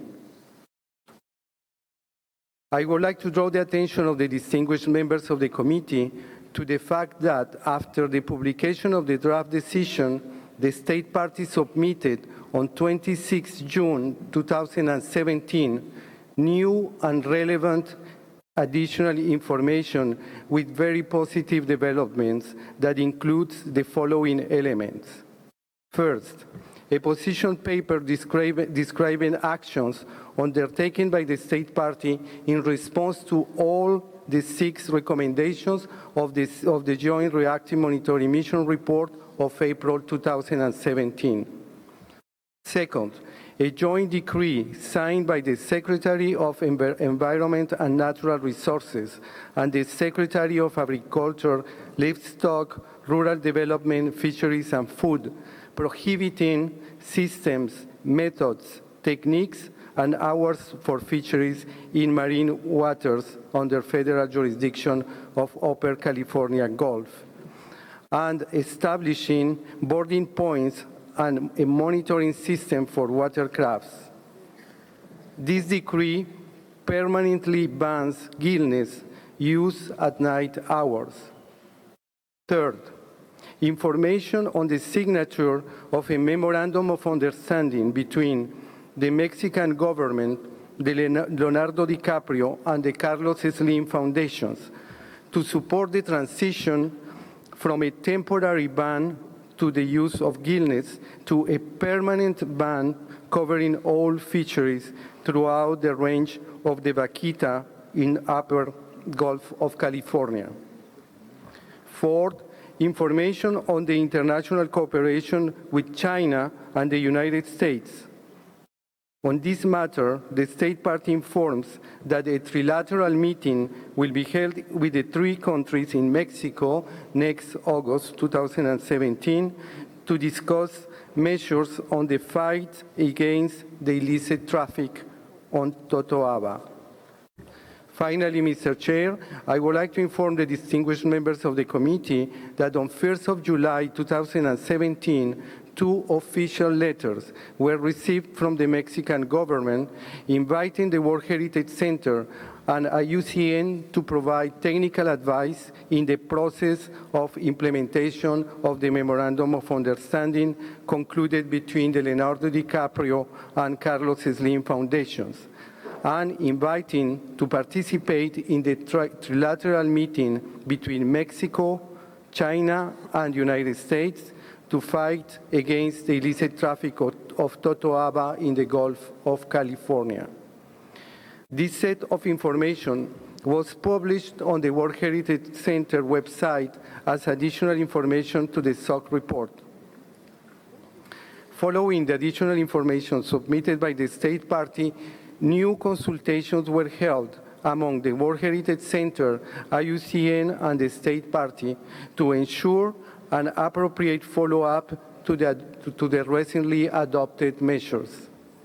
With your permission, Mr. Chair, IUCN would like to provide additional comments on this report. Thank you. Thank you, sir. And now it's time to ask advisory body, namely IUCN, for your comment. So, IUCN, the floor is yours. So, thank you, Chair. The World Heritage Centre has given a very comprehensive explanation of the situation, but just allow me to add briefly a few points. So, as noted, we have a recommendation here that is based on the findings of the reactive monitoring mission to the property in 2017, and indeed that concluded that the population of the critically endangered vaquita, which is the smallest cetacean species in the world and found only in the northern part of the Gulf of California, has declined further to an estimated 30 individuals. And you can see on the graph here, whilst this is a long-term challenge in the property, how dramatic that recent decline has been. If this decline cannot be reversed, the vaquita is in severe risk of imminent extinction, and this represents an ascertained danger to the property in line with paragraph 180A1 of the operational guidelines. And if you look to the operational guidelines, it is a characterization of exactly the type of situation that we are seeing here. This is an issue which is driven by illegal trade, which has an international dimension, so it is also very much an issue where the international community has an important role. Mr. Chair, IUCN and the World Heritage Centre have had extensive discussions with the State Party, both before the committee and here at the committee meeting, and from those it is clear the State Party is taking this issue very seriously, and I won't repeat all the measures that the World Heritage Centre has outlined, but I would like to thank on behalf of IUCN, the Minister and the senior officials from Mexico that have been here, that have been so committed to engaging with us in addressing what is a very significant challenge to this property. So this range of initiatives that is being taken since the mission's visit are being put in place, and I think in view of the time I won't recap on all of those as they've been explained, but I think it is important and recommended that the committee should welcome these efforts. Nevertheless, the challenge is very significant, and IUCN considers that until it can be demonstrated that the vaquita's decline has been reversed and fishing for the totoaba has been brought under control, this property remains in danger of irretrievably losing a key element of its outstanding universal value. And this prospect of the first global species extinction, as we're looking at, is clearly a very serious one. And that's for those reasons, and because of the criteria being so clearly met, is the reason that the decision articulates the recommendation to recognise this property on the list of World Heritage in danger. I'll just conclude, Chair, to note that it's welcome that the State Party has a clear willingness to invite a second reactive monitoring mission to the property later this year or early next year, alongside the engagement in the initiatives that are now being taken. And that reactive monitoring mission will provide an important opportunity to understand the progress that's being made in putting in place this ambitious program to recover the vaquita that Mr. Moreno Triana has explained, and to understand the needed corrective measures that are required to secure the outstanding universal value of the property. Thank you, Mr. Chair. Thank you. And now I invite the committee members to express their comments. I can see Peru is the first ready, so the floor is yours. Peru. Muchas gracias, señor presidente. El Gobierno del Perú agradece el informe presentado y de manera especial la evaluación hecha por la Secretaría respecto al estado de conservación y los peligros que existen para la preservación de la especie la vaquita en el Golfo de California. Perú es consciente de esta situación que IUCN y el Centro de Patrimonio Mundial han referido. Frente a esta situación, el Gobierno de México, en cumplimiento de sus obligaciones derivadas de la Convención del Patrimonio Mundial, ha adoptado con carácter de urgencia una serie de medidas y acciones pertinentes destinadas a responder los requerimientos del Comité. Esta información ha sido puesta en conocimiento del Centro del Patrimonio Mundial y el órgano consultivo de forma complementaria antes del inicio de las sesiones de este comité. Quiero resaltar que el Centro del Patrimonio Mundial ha destacado en detalle esas acciones adoptadas por el gobierno mexicano. En función de ello, el gobierno del Perú, en consulta con diversas delegaciones, presenta una enmienda al proyecto de decisión 41.7b.15. La enmienda refleja un entendimiento proactivo a favor de medidas urgentes para preservar el bien entre el Gobierno de México y el Centro de Patrimonio Mundial. La naturaleza de la enmienda refleja la preocupación expresada por el Centro de Patrimonio Mundial y la IUCN respecto al estado de conservación, y en ese sentido están dirigidas las acciones para obtener el consenso de este comité. En la parte resolutiva, teniendo en cuenta que el Estado parte asume las recomendaciones del órgano consultivo y se compromete a desarrollar acciones urgentes de corto, mediano y largo plazo para la preservación del bien, el proyecto de decisión enmendado ya no plantea inscribir este sitio en la lista del peligro, sino postergar esta decisión hasta el próximo periodo de sesiones del comité. Por su parte, el Gobierno de México se compromete a llevar a cabo una misión conjunta de monitoreo reactivo en el plazo más breve posible. Asimismo, se mantiene en el proyecto de decisión el hecho de que el Gobierno de México deberá presentar un nuevo informe en febrero del año 2018 sobre el estado de conservación del sitio. Siempre en la línea de adoptar todas las medidas necesarias para la protección de este sitio, el proyecto de decisión establece que de no existir un progreso significativo en la gestión de las medidas urgentes de preservación y de conservación, el comité podrá considerar en su próximo periodo de sesiones la posibilidad de incluir el bien en la lista en peligro. Esta es, señor presidente, la enmienda que la delegación del Perú pone a consideración de los miembros del comité, la misma que refleja los compromisos que asume el Gobierno de México en concordancia con las recomendaciones del Centro de Patrimonio Mundial y la IUCN. La delegación del Perú espera contar con el respaldo de los miembros del comité a este proyecto de decisión que será objeto de revisión. Muchas gracias.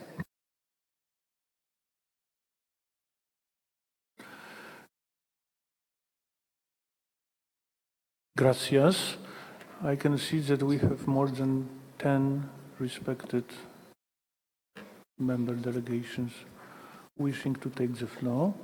The next is Cuba. Cuba, the floor is yours. Gracias, señor presidente. Este es un sitio importante para la biodiversidad marina a nivel global y, por tanto, también para las especies y los ecosistemas que se encuentran dentro de este sitio. Conocemos los esfuerzos que viene realizando en los últimos años el Estado parte en el Golfo de Baja California, como parte de un proceso de trabajo de varios años que especialmente se realiza con un carácter interinstitucional y con el esfuerzo también de las comunidades locales para garantizar la conservación del sitio. Sin embargo, señor presidente, nos gustaría que usted le diera la palabra al Estado parte para que nos informara sobre las últimas medidas adoptadas para mantener el estado de conservación del bien, por lo que Cuba considera también que estas medidas tomadas por el Estado son positivas y están encaminadas a darle solución a los problemas que se plantean en la visita de monitoreo reactivo que ha tenido recientemente el UICN. Y quisiéramos conocer entonces al Estado parte, o sea, darle la posibilidad de que ellos expresen ante el resto de los miembros del comité todo lo que están haciendo en materia de conservación para el sitio. Gracias. Gracias. And now the floor goes to Lebanon. Lebanon, the floor is yours, Excellency. Welcome back, Mr. President. En fait, le Liban soutient l'amendement proposé par le Pérou et souhaite entendre l'avis spécialisé de la délégation du Mexique, parce que je pense qu'elle est en grand nombre, vu l'importance et les enjeux de ce site. Je vous remercie.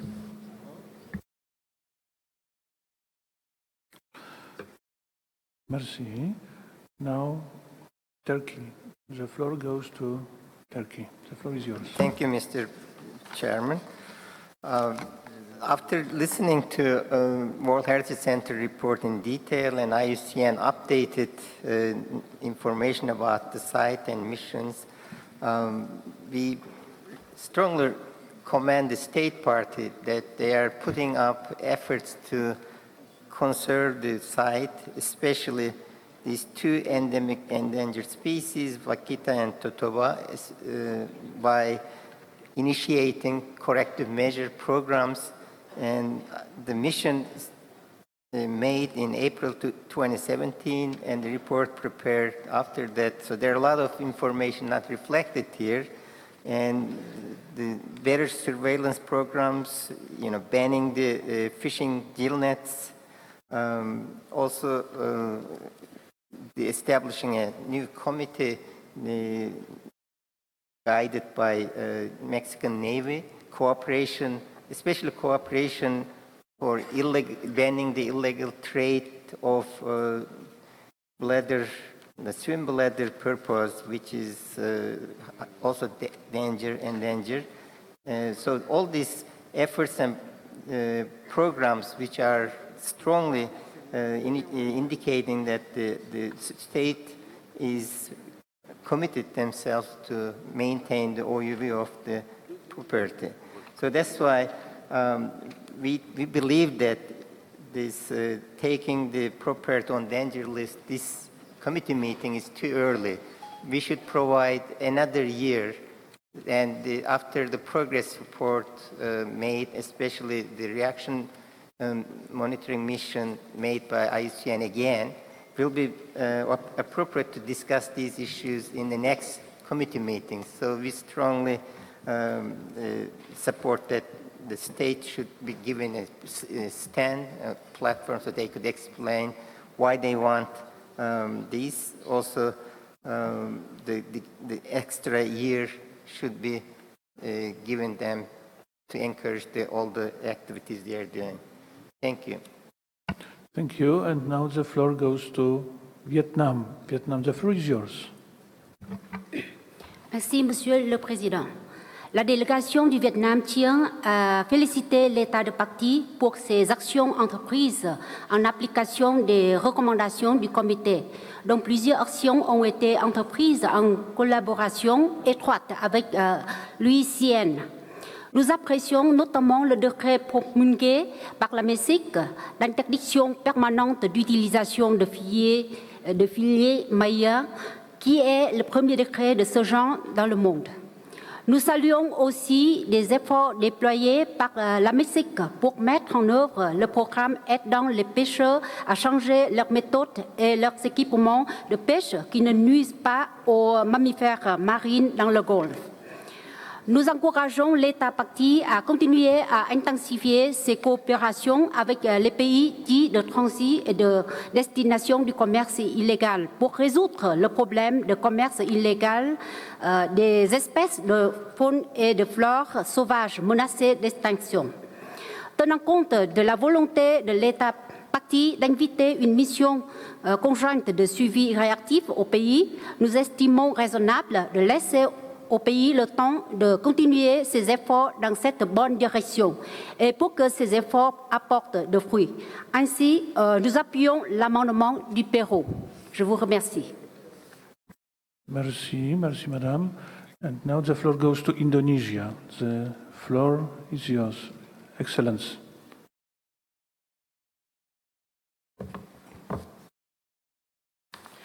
Thank you very much, Mr. Chair. Indonesia would like to commend the advisory body on its report on the state of conservation of the islands and the protected areas of the Gulf of California. We have taken note on the concern raised from the 2017 Joint World Heritage Center IUCN Reactive Monitoring Mission regarding the decline of the critically endangered species in the properties. We have also been informed that the state party has provided information regarding national programs and scientific literature on the property. We commend the state party for providing comprehensive overview on the strategies to protect the endangered species, including the increasing of the surveillance efforts and the suspension of all commercial fishing using gill nets.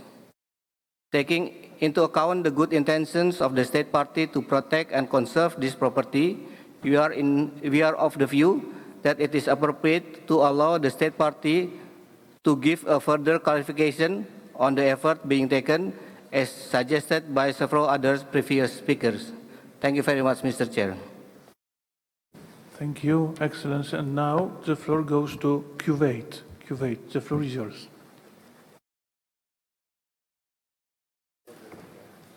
Merci bien, Monsieur le Président. Ce site a bénéficié d'un programme efficace entrepris par la République du Mexique pour éliminer la pêche illégale des organismes en voie de disparition dans ce site.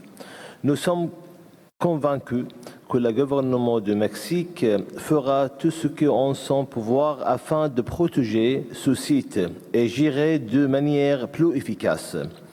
Et le fait est que le Mexique a pris six mesures urgentes visant à maintenir le site et a répondu aux recommandations de la IUCN. Nous demandons donc de ne pas inclure ce site sur la liste de patrimoine en péril, c'est-à-dire d'une manière en soutenant l'amendement proposé par la délégation de Piro. Merci.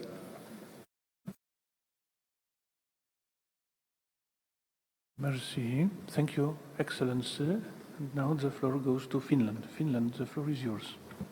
Thank you, Chair. Finland is impressed by Mexico's resolute and action-focused approach to save the critically endangered dolphin species vaquita. Since we have received information that only about 30 individuals are left, the situation is indeed very serious. In the statement of OUV for this property, the population of the vaquita dolphin is, as we heard, explicitly mentioned, and it was already endangered when the property was inscribed on the World Heritage List in 2005. Despite the state party's efforts, the actions so far seem to have not been enough to start the recovering of the vaquita dolphin population. We have learned that the threat towards the vaquita is in fact closely connected to illegal fishing with the gill nets of the endangered fish species Totoaba with a high value on the international market. Thus, we have a clear need for international collaboration especially with countries where the market of the fish species is situated. Finally, Finland recognizes that the state party has recently taken action to permanently ban the use of gill nets, to intensify the surveillance of fishing, and to address illegal trade of totoaba. We welcome these recent additional actions taken by Mexico, and we believe it's reasonable to postpone the consideration of the property's inclusion on the endangered list by 1 year. Muy bien, México. Gracias. Thank you. Now the floor goes to Portugal. Excellency. Thank you. The floor is yours. Mr. President, and welcome back. I'll be very brief because I think a lot has already been said, and there's not much interest in repeating what has already been said. So, as we know, one of the main reasons for the recommendation to inscribe this property on the list in danger is that despite the commendable efforts undertaken by the state party, the extinction of the vaquitas may be imminent, as we heard during the last interventions. And we do share this very serious concern. But we also know that the State Party of Mexico has committed itself very strongly to address this challenge in an inclusive and sustainable manner. And one example of it is the Memorandum of Understanding that was signed in early June by the Mexican President, Mr. Enrique Peña Nieto, and the DiCaprio and Slim Foundations. We expect this memorandum to be indeed an important instrument to help the State Party to rescue and preserve the vaquitas, as well as many other species as the totoaba fish, which contribute for the rich biodiversity of this outstanding property. Mr. President, taking into consideration these new developments and the seriousness of the Mexican authorities to fully address the situation of the vaquitas, we agreed that we should postpone the decision to inscribe this property on the list of World Heritage in danger and request the State Party to invite a joint Center IUCN reactive monitoring mission to evaluate the results of all these measures, of all the measures that have been taken. Let me conclude, Mr. President, by congratulating Mexico again for its commitment to address this very serious challenge, and I thank you. Thank you, Ambassador. And now the floor goes to Jamaica. Jamaica, the floor is yours. Thank you very much, Mr. Chair. Jamaica wishes to thank the advisory body for sharing this most recent information from the State Party. It is yet another example of what is possible with collaboration and open communication. In this vein, we would wish to hear directly from the State Party of Mexico on the advances it has made since the tabled SOC report. We would also encourage that a joint reactive monitoring mission be finalized at the earliest, given the extreme case of extinction of the vaquita species. Like the distinguished member from Peru and other delegations, we would support the draft decision without para 6. Thank you. Thank you. Now the floor goes to Kazakhstan. Kazakhstan, the floor is yours. Dear Mr. Chairperson, since this is the first time we're taking the floor under your presidency, allow me to express our appreciation of the way you are guiding our deliberations. As for the item under consideration, we believe that for the past 10 years, the State Party has been given the highest priority to save an endangered species with exceptional universal value.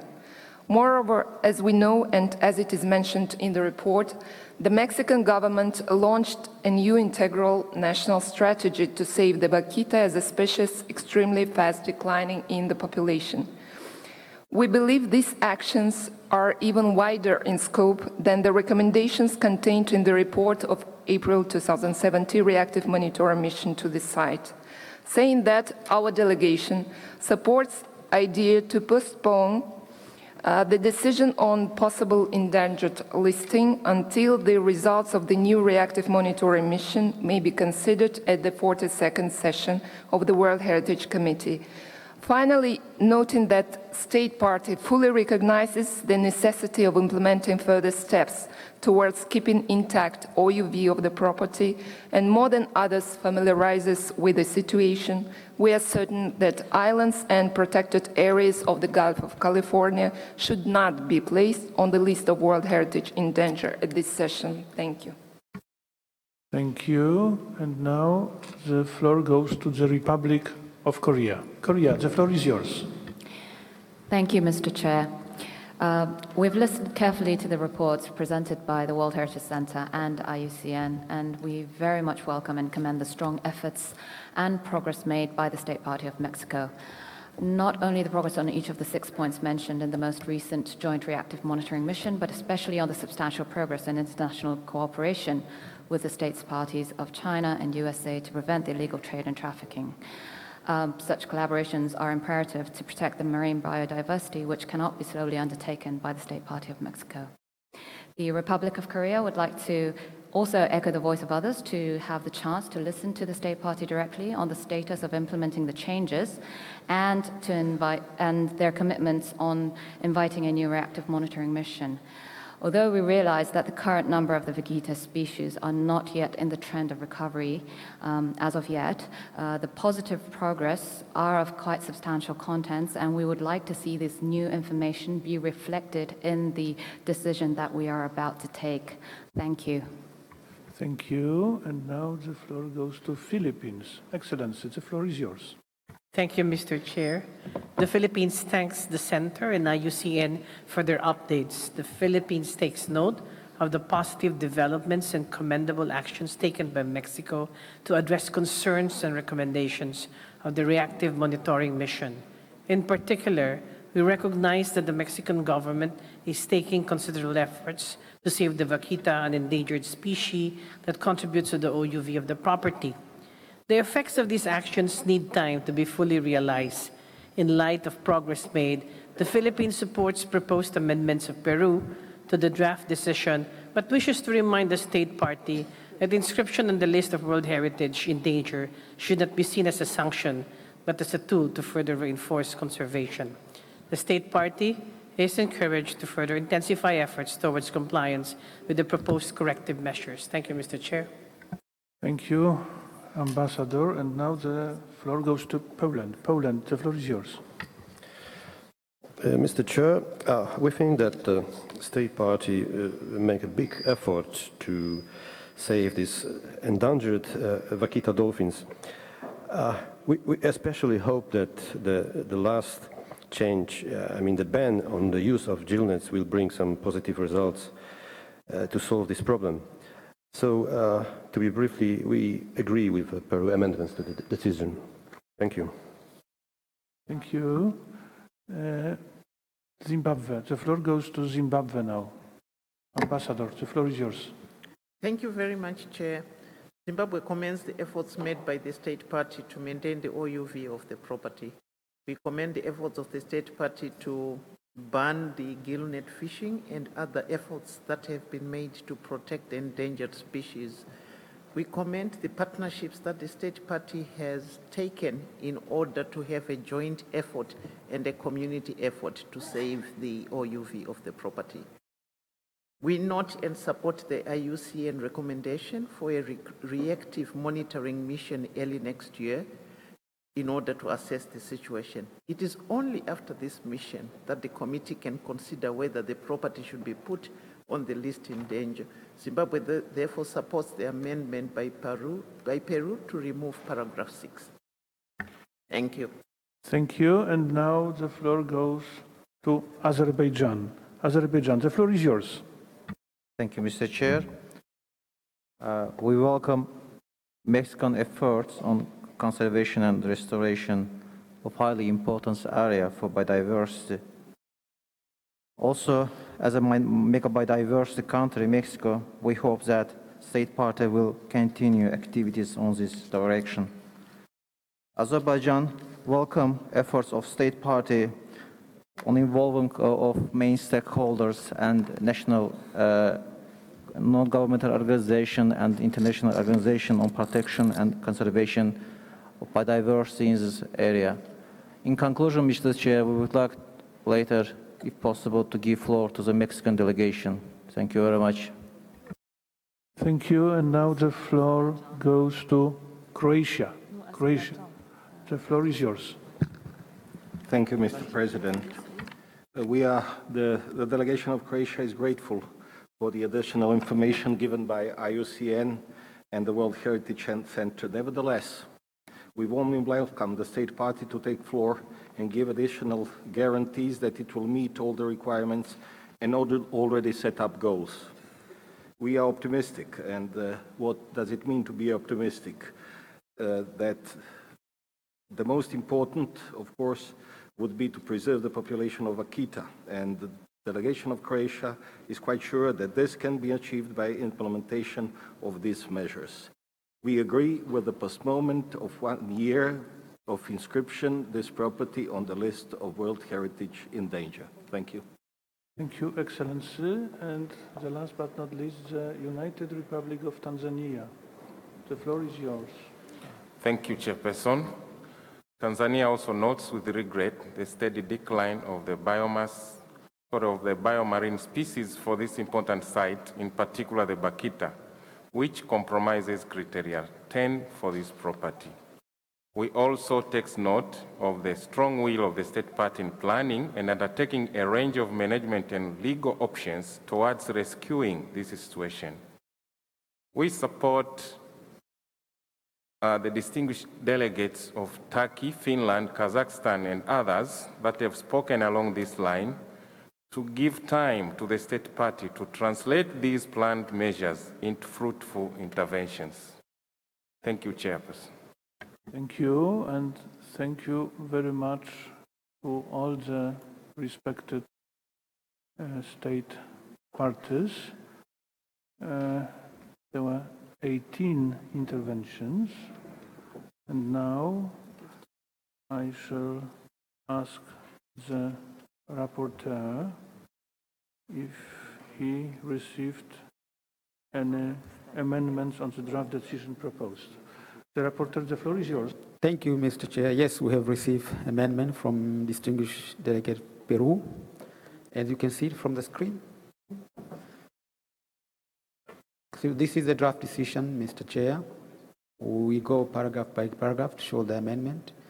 The paragraph 3, there is addition. You can read the added part. And we regret that the integral strategy for the protection of Akita has not delivered the expected result, and that illegal fisheries are still threatening both Totoaba, the target, and Akita as bycatch. Paragraph 4 has also been slightly amended by addition of just one phrase. Paragraph 5 has also been modified. There was a deletion of the second part, so there remain only the first part. I can read it. Not a confirmation of the mission that our other attribute of properties of standing universal value remain in good condition, and that the state party has started the implementation of the most urgent recommendation made by the mission. Paragraph 6 has been deleted, and the new paragraph 6 has been proposed, which reads, also note the adoption of a joint decree by Secretary of Environment and Natural Resource and the Secretary of Agriculture that permanently bans gill nets used in the Vakita area while prohibiting night fishing and enforcing control and monitoring of small vessels. And further note that the state party signed a memorandum of understanding with the Leonardo DiCaprio and Carlos Smith Foundation seeking and working with the community to promote sustainable fishing practice and remove illegal fishing gear from the Vakita habitat. Paragraph 7 has been modified. Now we have two paragraphs from the original paragraph 7. The first part read, urge the state party to urgently ensure fully effective implementation of and enforcement of the recently established permanent ban on gill net use, sale, manufacture, and possession at sea and on land within the Vakita refuge and currently gill net and long line suspension zone adjacent land area. The second part of paragraph 7, original, now has become new paragraph 8, which read, also ask the state party to fully implement the program on development of alternative gear for legal fisheries, which will not cause bycatch of vaquita and other marine mammal species, fishes, sharks, and turtles. The original paragraph 8 now become paragraph 9, which read, welcome the initial effort by state party aimed at strengthening cooperation with state parties that are transit and destination country for the illegal trade of totoaba swim bladders, and reiterate its call to other state parties to support the state party of Mexico to halt this illegal trade, in particular through implementation of Convention on International Trade of Endangered Species of Wild Fauna and Flora. Original paragraph 9 now has become paragraph 10, but it's also modified, which reads, request the state party to invite a joint World Heritage Center IUCN reactive monitoring mission to the property to assess the effectiveness of the implementation of recently adopted measures for the protection of threatened vaquita. Original paragraph 10 now has become paragraph 11. The first part has been left as it is. There is addition at the end, which read, with a view to considering, in the case of absence of significant progress in the implementation of the above, description of the property on the list of World Heritage in danger. This was had been proposed, Mr. Chair. Thank you. Many changes, but I have a vivid memory of our long discussion, and a clear message resulted of this discussion, and a very clear conclusion, which means that presumably we will do so pretty fast. But anyway, at the moment Cuba wishes to have the floor is yours. Gracias, señor presidente. Lo que queremos es apoyar la propuesta presentada por el proyecto de enmienda a la decisión por Perú. Gracias. Gracias. Turkey wishes to get the floor. Turkey, the floor is yours. Thank you, Mr. Chairman. We'd like to support the amendment put up by the Peru. Thank you. I do not, Jamaica. Thank you, Mr. Chair. As indicated during our intervention, we would wholeheartedly support the draft decision as presented by Peru. Thank you. Thank you. I'm encouraged. So now I hope that I can start step by step to go through the draft decision, if I may. Para 1, clear.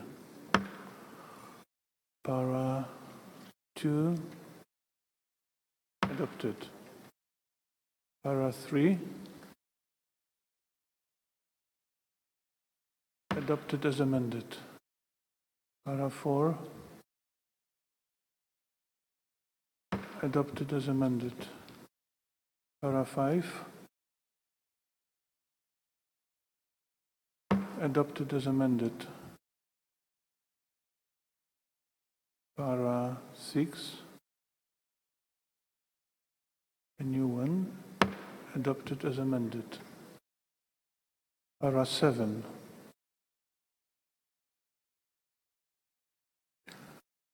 adopted as amended. Para 8,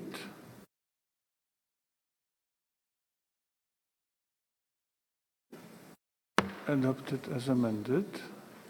Para 9, adopted as amended. Para 10, adopted as amended. And para 11, adopted as amended. So let me please declare decision 41,7b.15 adopted as amended. And now it's time to give the floor to the state party Mexico, the floor is yours. Muchas gracias, señor presidente. Y dado que es la primera vez que México utiliza la voz, queremos felicitar al gobierno de Polonia por la organización de esta reunión y también agradecer la cálida bienvenida que ha tenido la delegación mexicana. Apreciables miembros del comité, representantes de los órganos consultivos, miembros del secretariado, honorables embajadores y representantes de los estados partes de la Convención sobre el Patrimonio Mundial, el Gobierno de México recibe con aprecio el reporte de la misión de monitoreo reactivo para evaluar el estado de conservación del bien, islas y áreas protegidas del Golfo de California, la cual se llevó a cabo el pasado mes de abril en cumplimiento a la decisión 40-COM7B.75 que fue adoptada por este comité en su sesión número 40.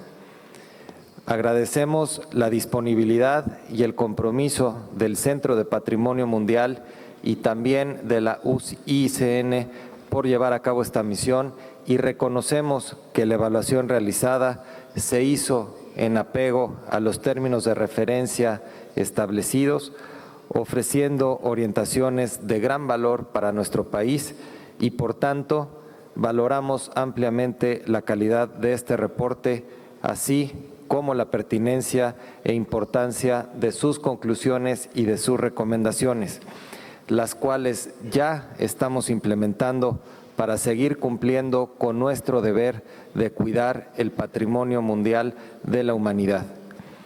En este sentido, el Gobierno de México reitera su profundo compromiso con la correcta implementación de la Convención del Patrimonio Mundial. Durante los 5 años que lleva la administración del presidente Peña Nieto, el Gobierno mexicano ha emprendido esfuerzos históricos que son muy considerables para preservar el valor universal excepcional de las islas y áreas protegidas del Golfo de California y en particular ha puesto en marcha una estrategia nacional para la protección de la vaquita marina. Como parte de esta estrategia, en la cual participan una gran cantidad de instituciones nacionales e internacionales, varias de las cuales están presentes en esta sesión, hemos llevado acciones decisivas, las cuales incluyen garantizar la protección del hábitat de la vaquita marina a través de la prohibición permanente de pesca con redes de enmalle o redes agalleras, fortalecer la inspección y vigilancia para evitar actividades ilícitas y sancionarlas con cárcel cuando ocurran. Desarrollar artes de pesca alternativo que no dañen a las especies que forman parte del valor universal excepcional del bien, realizar un programa de vanguardia para la recuperación de la población de vaquitas marinas, apoyar a las comunidades locales y los pueblos indígenas a través de programas sociales de gran escala para promover el uso sostenible de recursos naturales y colaborar con la República Popular de China y los Estados Unidos de América para luchar conjuntamente contra el tráfico ilegal de especies protegidas. Queremos hacer hincapié en el profundo compromiso de México por atender los desafíos mencionados en el reporte de la misión reactiva. Reiteramos que ya estamos implementando con firmeza cada una de las 6 recomendaciones del reporte y otras acciones que van más allá. En los próximos meses estaremos en la posibilidad de demostrar avances significativos para la reducción de amenazas que ponen en peligro la conservación de la vaquita marina, por lo que invitamos a este comité, así como el Centro de Patrimonio Mundial, a la UICN, a seguir asesorando y acompañando a México en cada una de las siguientes etapas de nuestra estrategia integral. Y finalmente, invitamos a otros estados partes a sumarse a los esfuerzos desarrollados por México para la recuperación de la vaquita marina y la conservación de nuestro patrimonio natural común. En este sentido, deseamos reconocer las muestras de interés por cooperar con México por parte de estados directamente involucrados.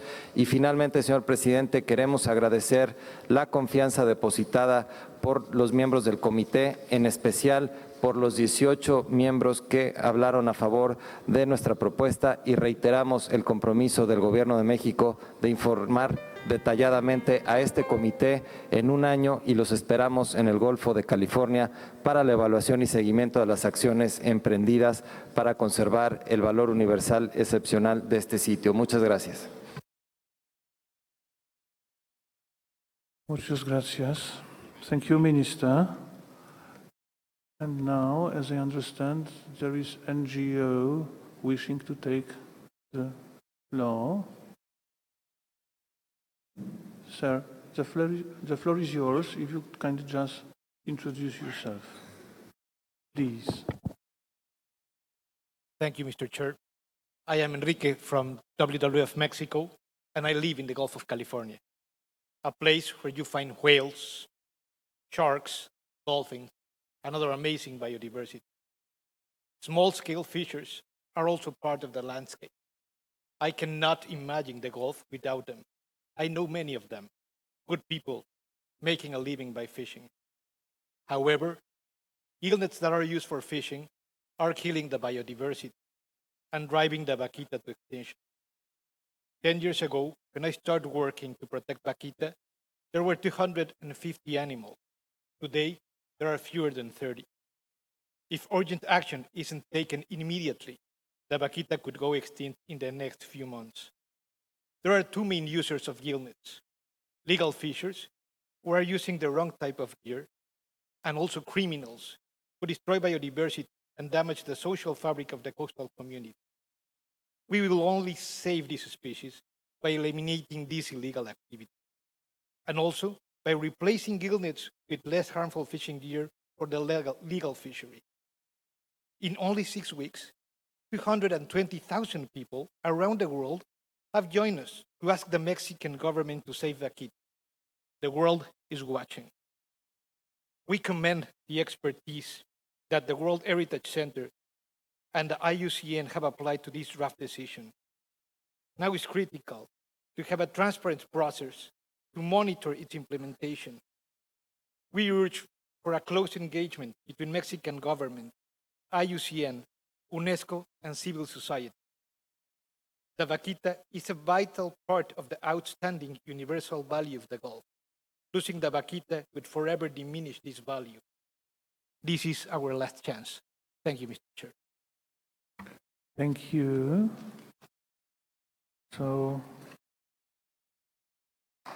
it is the real end of this very point, and I can see Tunisia wishing to take the floor. Ambassador, the floor is yours. Merci, Monsieur le Président. La Tunisie souhaite que l'on, sur le point 7b 78 relatif au site Memphis en Égypte, qu'on ouvre le débat au sujet de cette décision. Thank you for this very message anyway, and if so, I'm passing the floor to Dr. Mehthild Rezla to comment this very message, if I may.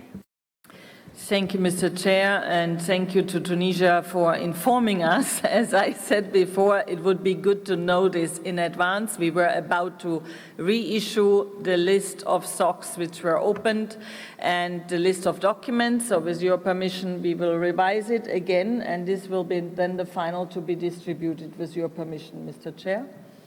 Yes, thank you. Good.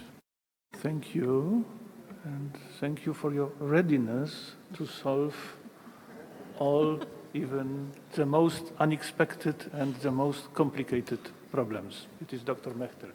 We rely on her, no doubt. Ladies and gentlemen, now we have reached the sites which are foreseen not for discussion. It is why I will now invite again Mr. Moreno Triana to read the natural properties inscribed on the World Heritage List and located in the Latin America and the Caribbean region, for which the reports are proposed for adoption without discussion. Sir, you have the floor. Thank you, Mr. Chair. for the following 6 natural World Heritage properties from the Latin America and the Caribbean region, the respective draft decisions will be adopted without discussion. Los Catillos National Park from Colombia, Decision 41-7B11. Área de Conservación Guanacaste in Costa Rica, Decision 41-7B12. Talamanca Range La Amistad Reserve, La Amistad National Park, Costa Rica and Panama, Decision 41-7B13. Morne Trois Pitons National Park in Dominica, Decision 40-7B14. Monarch Butterfly Reserve in Mexico, Decision 40-7B16. And finally, Mr. Chair, Coiba National Park and its special zone of marine protection in Panama, decision related 40-7B17. Thank you, Mr. Chair. Thank you. If there are no any interventions, no objection from the committee on those state of conservation reports, I declare the decisions read out adopted. And I would now like to ask whether an observer delegation would like to express themselves about one of the properties for which we have adopted the decision without discussion. Shall we?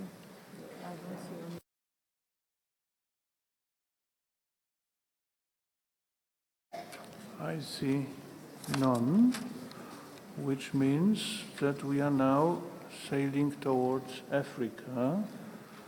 And I would like to invite Mrs. Petya Totcharova to read the list of the natural properties inscribed on the World Heritage List and located in the Africa region, for which the reports are proposed for adoption without discussion. Madam, you have the floor. Thank you, Mr. Chair. Those properties include Ja Wildlife Reserve, Cameroon, Sankhatri National, Cameroon, Central African Republic and Congo, Tai National Park, Côte d'Ivoire, Kenya Lake System in the Great Rift Valley, Kenya, and Mosiwa Tunya, Victoria Falls, Zambia and Zimbabwe. Thank you. Thank you. Thank you very much. If there is no objection from the committee on those state of conservation reports, I'm ready to declare decisions read out adopted. I see none, so the decisions are adopted. And once again, I would like to ask whether an observer delegation would like to express themselves.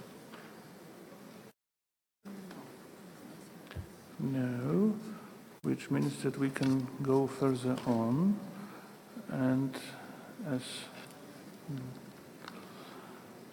we are now visiting Arab states, I would like to invite Mrs. Nada Al-Hassan, Chief of the Arab States Unit of the World Heritage Center, to present the next report on the state of conservation of the natural properties located in the Arab state region and open for discussion. I understand the first is Socotra Archipelago, Yemen. Madame, the floor is yours. Thank you, Mr. Chair. Le rapport sur l'état de conservation de l'archipel de Socotra au Yémen se trouve dans le document 7B AD, page 20 en anglais et 19 en français. L'archipel de Socotra a été frappé par 2 cyclones dévastateurs en novembre 2015 qui ont provoqué de nombreux dégâts aux établissements humains ainsi qu'aux environnements terrestres et marins du bien. Ces 2 cyclones ont affecté l'état de conservation de Socotra et l'ont rendu encore plus fragile face aux menaces liées à l'utilisation non durable des ressources et à l'érosion des sols. Le Centre du patrimoine mondial réitère toute sa solidarité envers les habitants de l'île de Socotra à la suite de ces désastres naturels. Le Centre du patrimoine mondial et l'UICN ont été interpellés par des informations apparues dans des articles de médias au sujet de nouveaux projets de développement dans l'île de Socotra, ainsi que par des informations supplémentaires reçues par l'Organisation pour la préservation des villes historiques au Yémen. Ces sources indiquent que des projets de développement sont en cours de planification ou en cours de réalisation pour la construction de villes résidentielles, de ports, d'hôtels, de routes, sans évaluation préalable des impacts sur l'environnement unique de l'archipel de Socotra et de sa valeur universelle exceptionnelle. À la suite de ces nouvelles, le Centre du patrimoine mondial a envoyé un courrier à l'État partie le 13 février 2017 pour vérifier ces informations, mais n'a pas reçu de réponse. Il est souhaitable, évidemment, qu'une mission de suivi réactif UICN et WHC, donc Centre du patrimoine mondial, se rende sur l'archipel de Socotra au Yémen, à peine la situation sécuritaire le permet. Le projet de décision vous est soumis à la page 21 en anglais et 20 en français. Je vous remercie, Monsieur le Président. Thank you, Madam. And I understand traditionally the floor goes now to IUCN or not? No? Any? Thank you, Mr. Chair. Comment? IUCN has no additional comments. If so, I'm grateful well in advance. And it means that I now invite the committee members to express their comments concerning this very point. Lebanon wishes to get the floor. Merci, Monsieur le Président. Nous aurions une question au centre. Il est écrit dans le rapport, effectivement, qu'à la suite du courrier, qu'il y a eu des informations qui sont arrivées au centre de la IUCN concernant des projets de développement, des villes, des ports, des hôtels. Et puis un peu plus bas dans le rapport, il est écrit que un mois après ou 2 mois après, il y a GOPSI, donc l'Organisation générale pour la protection des villes historiques au Yémen, qui a adressé un courrier à l'UNESCO qui exprime sa préoccupation au sujet des opérations militaires en cours au sein du bien. Alors, comment peut-on imaginer qu'il y a d'un côté de grands projets de développement touristique et de l'autre côté des opérations militaires? Est-ce que vous avez pu avoir quelques informations plus précises ou est-ce que c'est vraiment des contradictions qui n'apparaissent pas?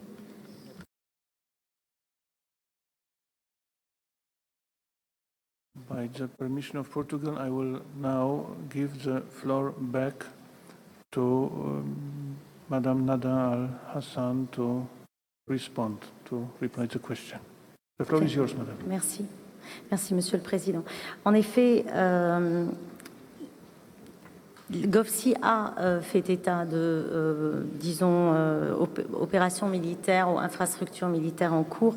Il est très difficile pour nous de vérifier ces informations, mais il y a, disons, beaucoup de rumeurs qui circulent autour de ces projets en parallèle d'infrastructures militaires et en parallèle d'exploitation touristique.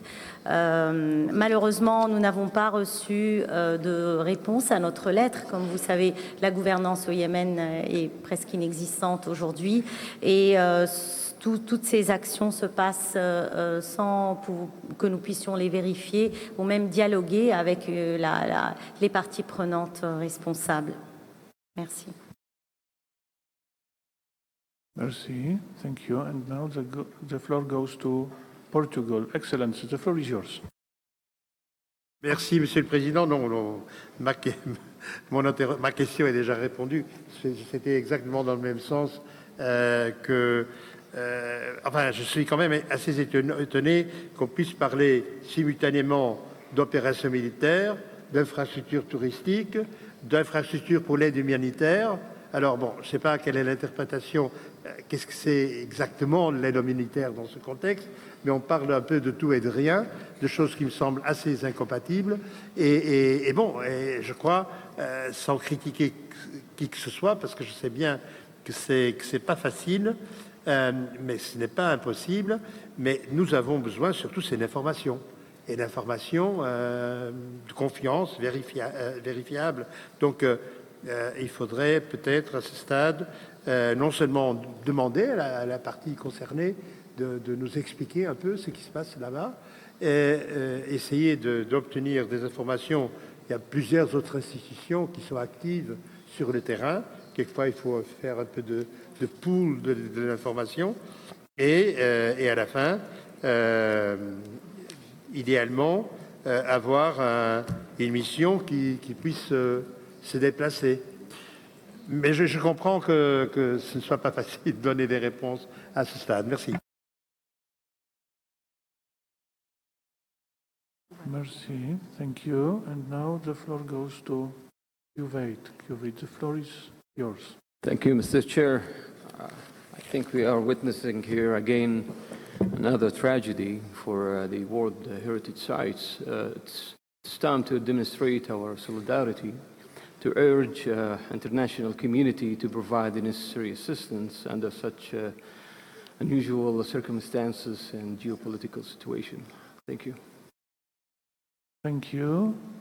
Lebanon, the floor is yours. Merci, Monsieur le Président. Juste comme ça, une question, une interrogation, disons.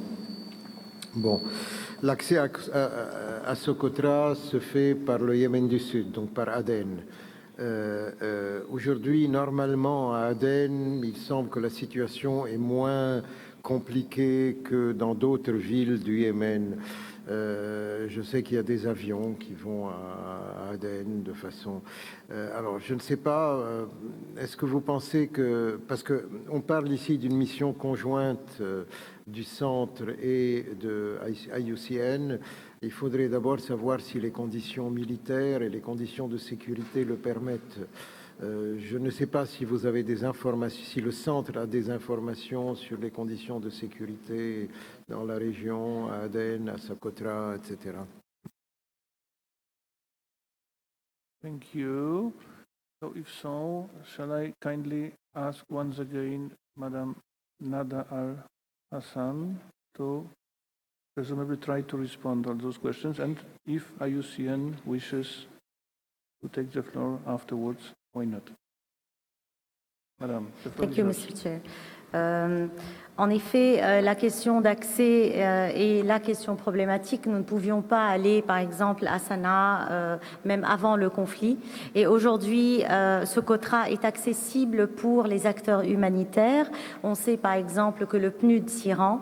Et notre bureau de l'UNESCO à Doha est en contact quotidien avec le PNUD. Et ils sont en train d'envisager de quelle manière, avec des avions militaires de l'ONU, ils pourraient accéder à Socotra. Parce qu'il n'est pas question qu'on y aille comme un simple passager dans un avion.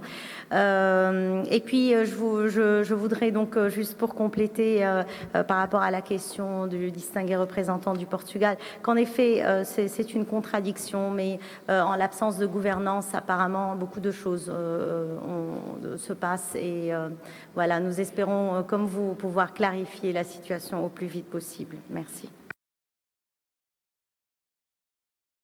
Thank you. IUCN, a short comment, if I may suggest.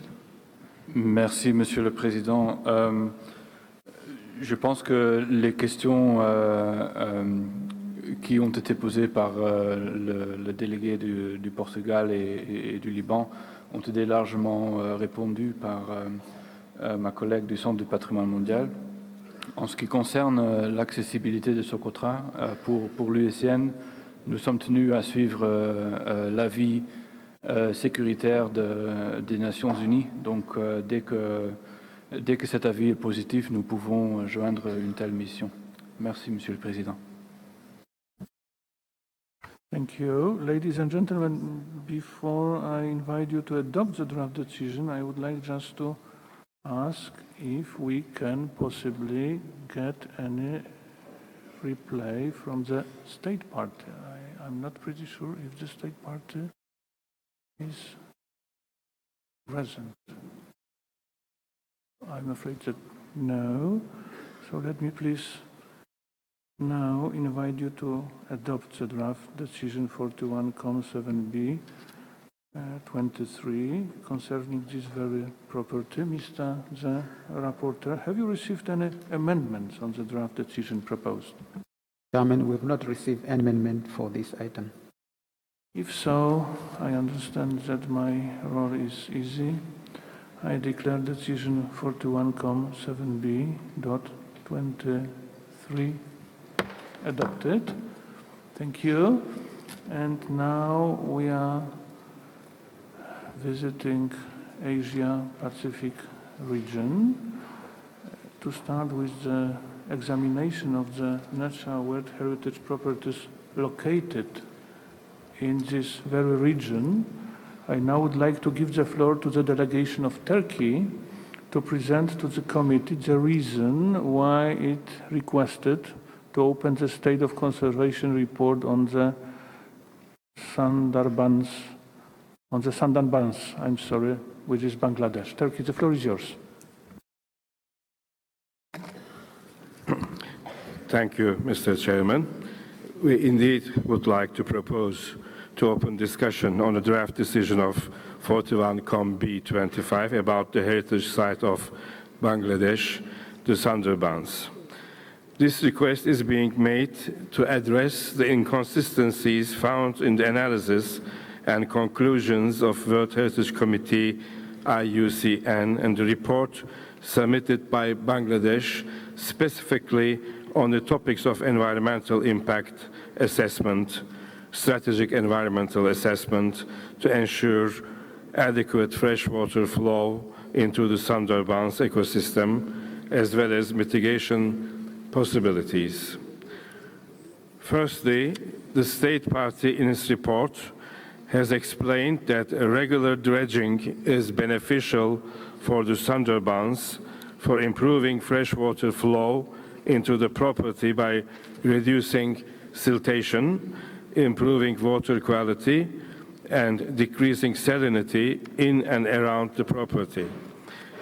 The State Party also states that environmental impact assessment studies have been conducted by the Mongla Port Authority to dredge Pashur Channel, which have considered all issues of environmental impacts. Whereas the WHC, IUCN in their conclusions regret that the environmental impact assessment for the dredging of the Pashur River has not been updated as requested by the committee, it is necessary to reconcile the opposing views on environmental impact assessment. Secondly, the State Party has agreed to carry out a comprehensive strategic environmental assessment for the southwest region of Bangladesh, including the Sundarbans World Heritage property in accordance with the previous decision of the committee. It is not clear why World Heritage Center IUCN conclusions deny sufficient time to the State Party for completing the CEA as required by this committee's previous decision and insists on taking preemptive measures by halting all infrastructure development work in the area without seeing the results of the CEA. Thirdly, ensuring freshwater flow into the Sundarbans is a key recommendation of the reactive monitoring mission to sustain the ecosystem of this natural site. The State Party has provided detailed information on how it is currently managing freshwater flow into the property and what other measures are underway to improve the freshwater flow. Given the fact that the entire river system of Bangladesh is dependent on the upper riparian countries for water flow all the year round, the State Party needs to be given sufficient time to address the complex issue. Finally, Mr. Chairman, the IIM conclusion is that the Rampal power plant has a high likelihood for impacts on the property arising from air and water pollution, and as such, the project should be relocated. The State Party has provided detailed information on a wide range of mitigation measures. Last but not least, we would like to commend the efforts of Bangladesh for stopping the phase 2 of the Rampal project and Orion project in line with the recommendations of the Center and the IUCN not to further negatively affect the property. We believe that the constructive comments from them, especially on the management system in the Pashur River and the mitigation of certain impacts, would further ameliorate the draft proposal. In addition to the state party, we also conducted very fruitful discussions with the committee member, Finland, and the IUCN on this matter. Thank you, Chairman. Thank you, Excellency. And now the floor goes to Lebanon. Ambassador, the floor is yours. Merci, Monsieur le Président. C'est juste pour soutenir la proposition de la Turquie. Merci. Thank you. If Finland wishes to take the floor, Finland, the floor is yours. Thank you, Chair. The Sundarbans mangrove forest is a spectacular ecosystem that not only provides habitat for a number of endangered species, but is also an invaluable ecosystem, provides invaluable ecosystem services for the people of Bangladesh for protecting the coastline from climate change-induced threats such as sea level rise and storms. Also, millions of people rely on Sundarbans ecosystem for their livelihoods, including fishing. The State of Conservation report and many scientific reports demonstrate the threats posed by the proposed coal fire plant, as well as other activities such as river traffic. However, Finland takes note of these consultations held with the Bangladesh delegation, IUC and the Secretariat, as well as Turkey and other committee members. So we are willing to go along the consensus, even if we would have originally preferred the original decision text. However, we have some minor suggestions for the amended decision that we will present when we are discussing the decision text. Thank you very much. Thank you. Now, Kuwait. Kuwait, the floor is yours. Yes, if I may kindly invite you to take the floor. The floor is yours. Thank you, Mr. Chair. The delegation of Kuwait would like to join the delegation of Turkey to commend the State Party of Bangladesh for taking important steps to address the concerns of this committee. As we urge the State Party to undertake a strategic environmental assessment for the southwest region of Bangladesh, including the property and any industrial development where the OUV should be the core of such study. Thank you. Thank you.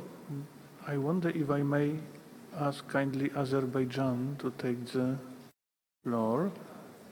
Are you ready? Yes. Yeah. So the floor is yours, Azerbaijan. Thank you, Mr. Chair. We would like to welcome activities of State Party not to approve the power plants. It is a very important issue which did by the State Party. Also, Azerbaijan welcome effort of the State Party to start working on ecological monitoring system for future conservation and restoration in this territory. Also, Azerbaijan delegation welcome of approval of strategic plan about the oil and gas production. So, in conclusion, we would like to support the position of Republic of Turkey on this item. Thank you very much, Mr. Chair. Thank you. Now the floor goes to Indonesia. Indonesia, the floor is yours, Excellency. Thank you, Mr. Chair. Indonesia would like to commend the advisory body on its report on the state of conservation Sundarbans mangrove ecosystems. We compliment the report made by the advisory body and the comprehensive information it has provided. We have taken a closer look and studied the documents shared by the Bangladesh regarding the property. As a developing country, we understand that necessary steps should be taken in order to adjust to urban development, and we commend the government of Bangladesh for its efforts in keeping the balance between the conservation and the urban development. It is to our understanding that Bangladesh has taken several necessary steps as recommended by advisory body to keep the property in its required states to be inscribed in the World Heritage List. These steps include technical as well as cultural aspects, such as collaborating with India in ensuring the full implementation of King's Water Sharing Treaty, ensuring any construction work are within an appropriate distance of the property, regulating vessels traffic to restore ecological integrity, and has offered to put in place an independent monitoring mechanisms. Taking into account the intention of the state party to protect and conserve this property, we believe that it is appropriate to allow the state party to provide further explanation on the measures taken to keep the balance between conservation and development. We therefore would like to request the chair of the committee to give the floor to the state party to further describe necessary steps being taken. Thank you. Thank you. And now the floor goes to Portugal. Excellency, the floor is yours. Thank you very much, Mr. President. On my initial statement at the beginning of our work, I did mention the tensions between conservation and protection and economic development. Concerning the Sundarbans, the challenge is to strike a balance between social and economic development, where the needs of the population have to be factored into any decision, and the protection of ecosystems indispensable for sustainable development. In the case, for instance, of the construction of the Rampal power plant, and while acknowledging potential negative impacts to the Sundarbans World Heritage Site, we do believe that Bangladesh and its citizens must have an adequate access to electricity to meet the needs of a growing population. Furthermore, this project will also provide direct and indirect employment for the communities living along the edge of the Sundarbans. This being said, we urge the state party to use the best available mitigation measures for oversight over the Rampal power project and to rigorously and independently monitor the environmental impacts of the plant, and also to continuously evaluate the effectiveness of the measures undertaken. Mr. President, I must say that I have sympathy with the position that was expressed by Turkey and other colleagues. I think on my side, I would need to see the draft text that is with alternatives that have been proposed, and then I might comment further. Thank you. Thank you very much, Excellency. Now, Angola. The floor goes to Angola. Angola, the floor is yours. Thank you, Mr. Chair. As has been stated by other committee members, this is one of those cases that we have to put the balance between economic development and biodiversity conservation. It's really a tricky issue, particularly in a third world country where development is needed to alleviate poverty and to provide access to energy and to employment for some of the people. So we are here in a process that you need to keep the balance, and for that we've noticed that the state party has done some tremendous work in terms of addressing some of the issues that have been proposed by the advisory bodies, and the fact that 2 projects have been cancelled show the willingness to keep that balance. Having said that, and we also recognize the need for mitigation measures to be implemented. We know that there is this strategic environmental assessment that is going to be undertaken, and because of the different aspects that affect the region, it's important that environmental social management plans are developed and implemented monitoring processes are put in place. So having said that, we also are aligned with the proposal made by the state party Turkey. Thank you. Thank you. And now the floor goes to Zimbabwe. Ambassador, the floor is yours. Thank you, Chairperson. Zimbabwe commends the state party of Bangladesh for the efforts made in retaining the OUV of the property We commend the state party for its efforts to implement the recommendations made by the 2016 reactive monitoring mission. We are aware of the unique low-lying geographic position of Bangladesh, which necessitates dredging. We commend the state party for measures taken to stop infrastructure development, especially the Rampal power plant. We also note and support the observations made by the distinguished delegate of Angola on the conflict that often arises between development and in a poor country and also the need for sustainable development. We support the recommendation made by Turkey and hope that we would see it on the screen very soon. Thank you very much. Thank you, Excellency. Now the floor goes to the United Republic of Tanzania. Tanzania, the floor is yours. Thank you, Chair. Tanzania would also like to align itself to the statement made by the distinguished delegates of Angola that was also supported by Zimbabwe. Thank you. Thank you. And now, before I ask kindly the state party to respond, I'm giving the floor to IUCN, if I may.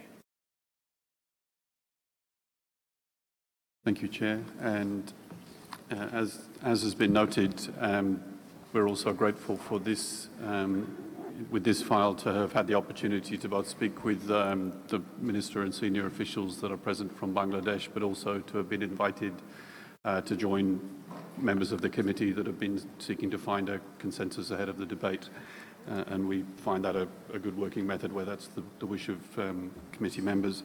Mr. Chair, just on the points of substance on this, so firstly to clarify and be clear that IUCN very much welcomes the States Party's decision to undertake the strategic environmental assessment for the southwest region of Bangladesh, which includes the area where this property is located. The key point of principle in terms of the relationship of an environmental assessment to development is one to avoid preemption where developments proceed, which are also being assessed by the strategic environmental assessment. So that's a point of principle that we've been discussing.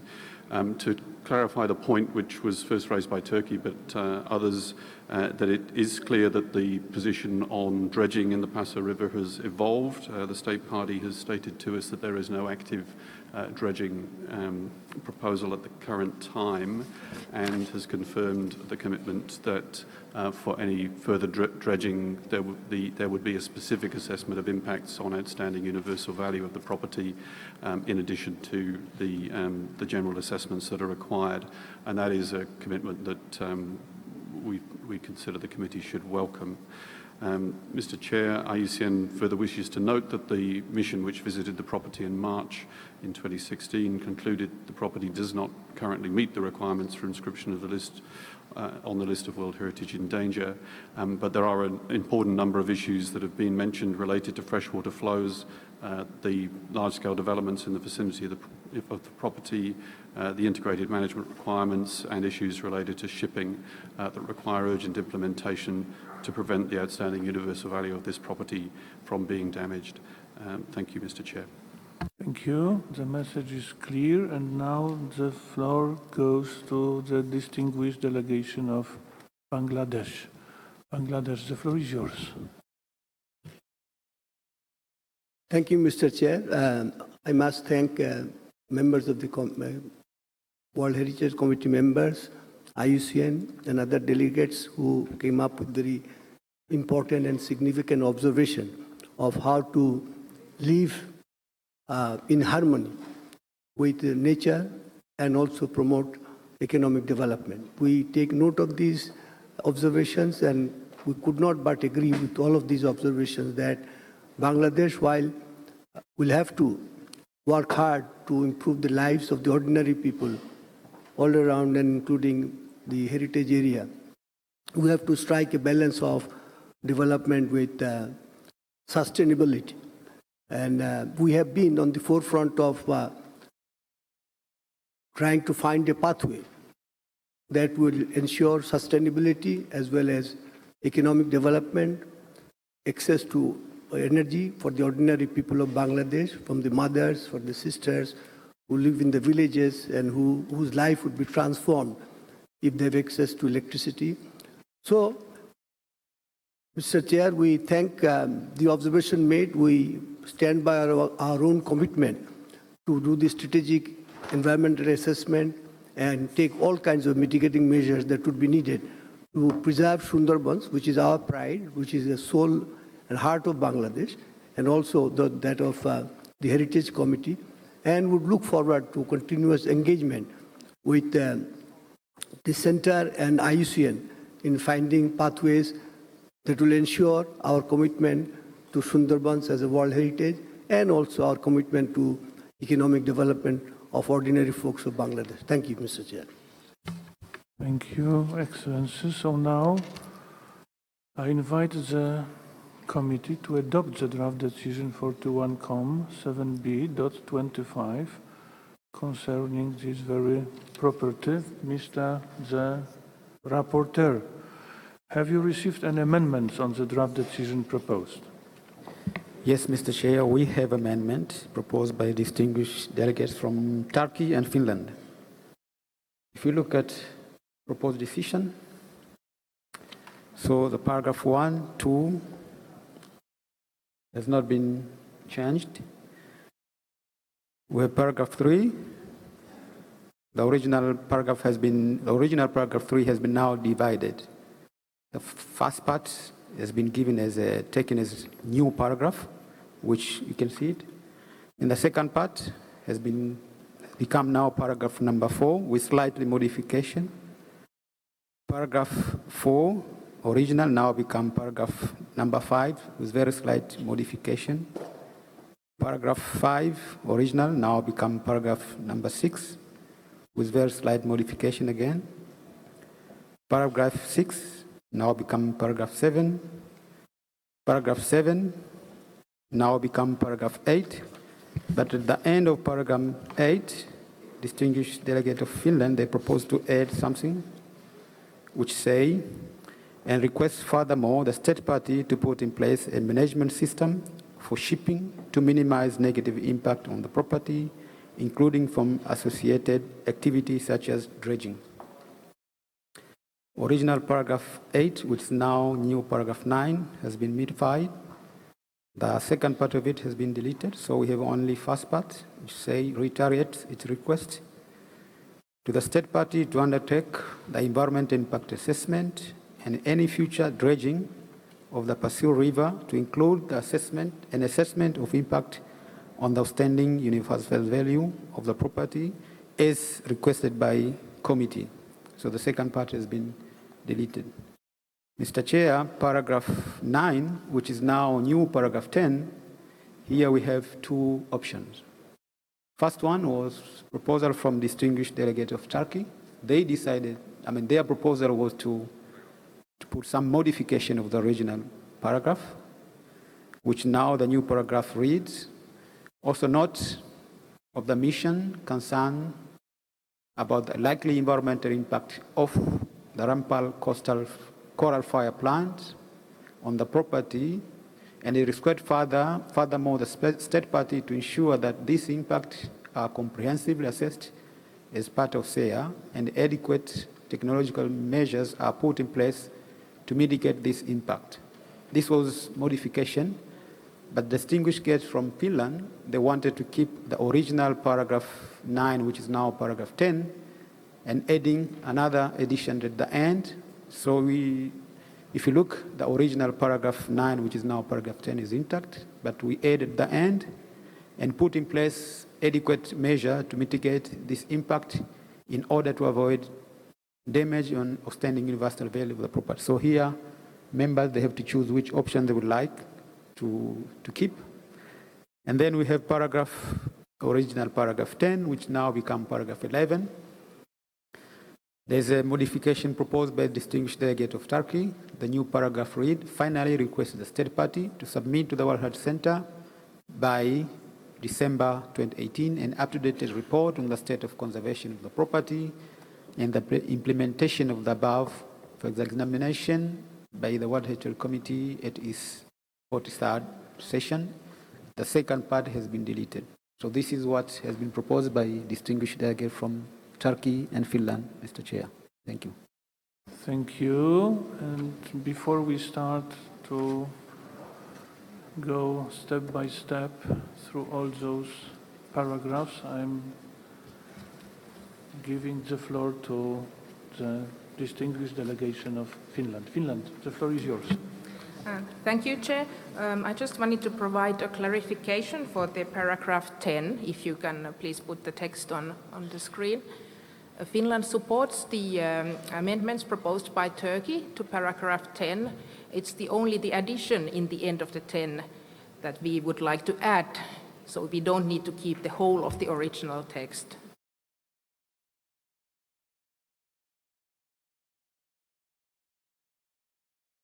But then there was the little part of, if you now go up to this Turkish deletion, where it says arising from air and water pollution.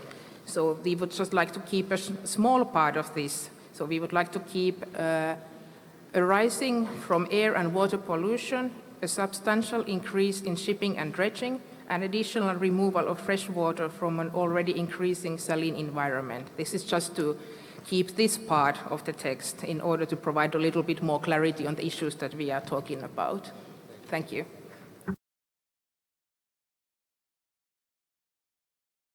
Thank you.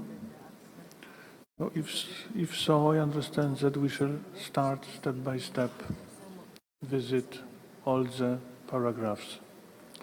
Shall we start with paragraph 1, please? Which is easy and I understand adopted. Number 2, adopted. Number 3, adopted. Number 4, adopted as amended. Number 5, adopted as amended. Number 6, adopted as amended. Number 7,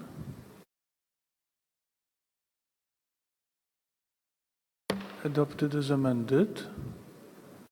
Number 8, adopted as amended. Number 9,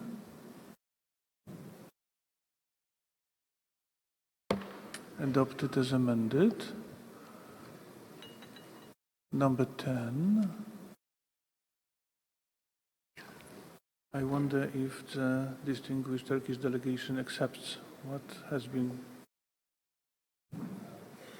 The floor is yours, Ambassador. I just wanted to tell how we appreciate the Finnish proposals altogether. Thank you. Thank you. I'm happy. Thank you. So, para 10 adopted as amended. Para 11 adopted as amended. It means that I have the pleasure to declare decision 41-7b.25 adopted as amended. And now I understand that we have NGO asking for the floor. Madam, the floor is yours.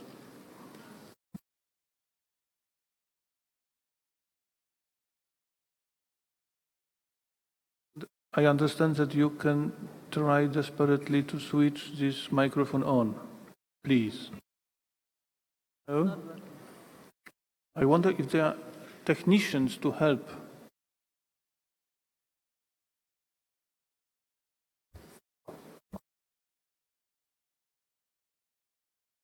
Sorry. That is certainly on. I'll try not to speak No through doubt that. about that. No doubt. Thank you, and we will be brief. I would just like to note that I'm speaking on behalf of the Wildlife Conservation Society. We've worked with the government of Bangladesh and other local partners for more than 10 years to help ensure the long-term protection of freshwater dolphins By collaborating with local fishing communities and conducting range-wide assessments of populations, and working with the state party to establish new protected areas. We have recently supported the implementation of SMART, a conservation approach and software tool to improve wildlife and law enforcement monitoring within the Sundarbans. WCS notes that the threats to wildlife, part of the OUV for which this site was inscribed, may be even greater from poaching and unsustainable destructive fishing practices than some of the development issues you've been discussing now. We urge a coordinated and holistic management approach, including effective monitoring and enforcement that addresses these threats alongside the issues related to development. WCS recommends that the government of Bangladesh ensure that Rampal and any other industrial projects in the immediate area provide sustainable employment for the landless poor living along the edge of the Sundarbans who are engaged currently in illegal or unsustainable resource use practices. We also recommend consideration of establishing a trust fund by the financiers of industrial development along the banks of the Pasur River to support training for the landless poor, to obtain entry-level jobs in developing industries, and to support wildlife enforcement and monitoring patrols in the Sundarbans conducted by the Forest Department. WCS looks forward to working in cooperation with the state party on the conservation of this important site. Thank you very much. Thank you very much indeed, Madam. Also, thank you for your extremely precise time management. Thank you. And now we go further on. It is the proposal of Republic of Korea, Phong Nha Ke Bang National Park, Vietnam. It is why I would like first to give the floor to the distinguished delegation of the Republic of Korea to present to the committee the reason why it requested to open the State of Conservation report on Phong Nha Ke Bang National Park, Vietnam. Korea, the floor is yours. Thank you, Mr. Chair. The Republic of Korea has asked for this item to be opened because we'd like to propose small amendment to the Article 5 of the draft decision on the state of preservation of the property. Based on the new additional information provided by the state party, we understand that Vietnam has no intention to build a cable car system either in Son Doong Cave or providing access to it. With this new information, the state party has consulted with the World Heritage Center and IUCN. The Republic of Korea would like to propose an amendment reflecting this agreement. At this point, I would like to ask the State Party of Vietnam to clarify their stance on this change, and also we'd like to hear from IUCN if needed. Thank you. Thank you. If so,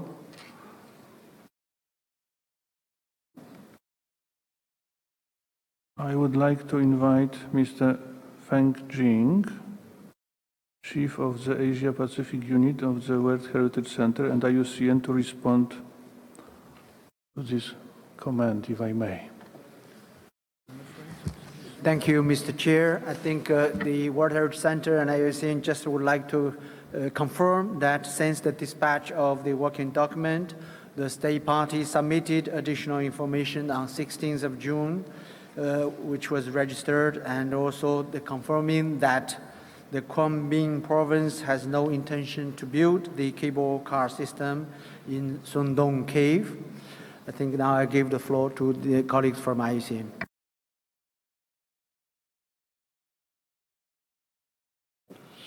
Thank you. And the floor goes to IUCN. IUCN, the floor is yours. Thank you, Mr. Chair. We would first like to thank the State Party of Vietnam for having provided the additional information and spoken to us on these clarifications here during the session. we have been able to confirm then with Vietnam that indeed the cable car project that is the subject of this report, that there is no intention to go ahead with that. What we were also able to confirm in conversations with the state party is that there are, however, still some proponents of cable car projects who are undertaking some research, even though that has not been approved by either the central or local government. We therefore consider that the reactive monitoring mission that is in the draft decision before you is still relevant. And the State Party of Vietnam has also confirmed that it would welcome such a mission. So that's just a confirmation that that remains a relevant recommendation. Thank you, Mr. Chair. Thank you. Thank you once again. And now I invite the committee members to express their comments, if any.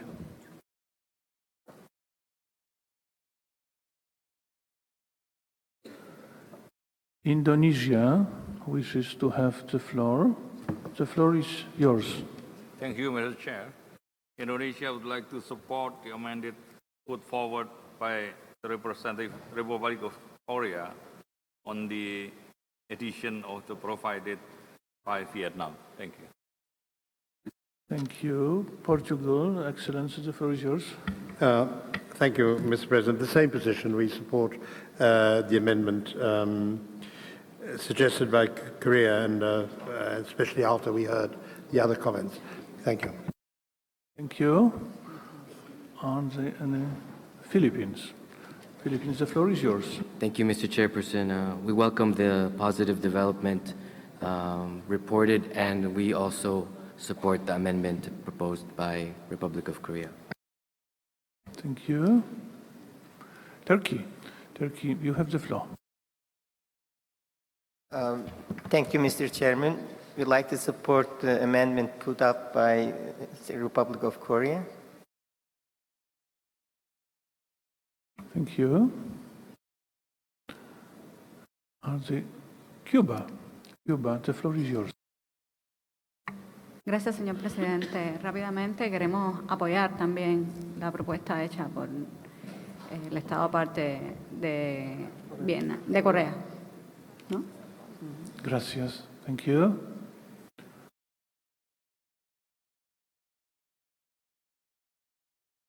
Any more interventions?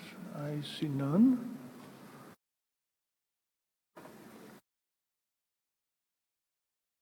Now I would like traditionally to go to the rapporteur and ask our dear rapporteur if he has received any amendments on the draft decision proposed. Thank you, The floor Mr. is yours. Chairman. Thank you, Mr. Chairman. Yes, we have received an amendment from distinguished delegate of Republic of Korea. So this draft decision has got 9 paragraphs. The amendment is only in paragraph 5. There was modification of it. And the new paragraph reiterates its concern about proposal to construct a cable car to provide access to Song Dong Cave within the property, and takes note of confirmation of the state party that it has no intention to build a car cable system either in Song Dong Cave or provide access to it. So that is all which has been proposed as amendment. The rest of paragraphs, they are there as before. Thank you. So I hope that we are ready to go step by step. Shall we start with para 1, adopted, para 2, adopted, para 3, adopted, para 4, adopted, para 5, adopted as amended, para 6, para 7, para 8, para 9, adopted, which means that I have the pleasure to declare decision 41,7b.33 adopted as amended.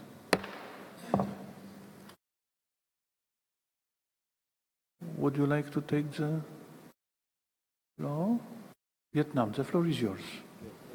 Thank you, Mr. Chairman, for giving us a floor. And on this occasion, we wish to express our thanks to the committee members for adopting the decision with amendment based on the new statement of the Vietnamese party. I thank you. Thank you. And now I would like to invite Mr. Feng Jing to read the list of the natural properties inscribed on the World Heritage List and located in the Asia-Pacific region, for which the reports are proposed for adoption without discussion. The floor is yours. Thank you, Mr. Chair. The following natural properties inscribed on the World Heritage List and located in the Asia-Pacific region, for which the reports are proposed for adoption without discussion. These are the Great Barrier Reef in Australia, South China Coast in China, 3 parallel rivers of Yunnan protected area in China, Manas Wildlife Sanctuary in India, Lawrence National Park in Indonesia, Shretoko in Japan, Chitwan National Park in Nepal, Dongfanyanyao Haoyai Forest Complex in Thailand. Thank you, Mr. Chair. Thank you. Thank you very much. If there is no objection from the committee on those state of conservation reports, I'm giving the floor to the representative. Yes, but before you get the floor, let me please adopt, of course, these very decisions which are adopted. And now the floor goes to NGO. If you could kindly introduce yourself, sir. The floor is yours.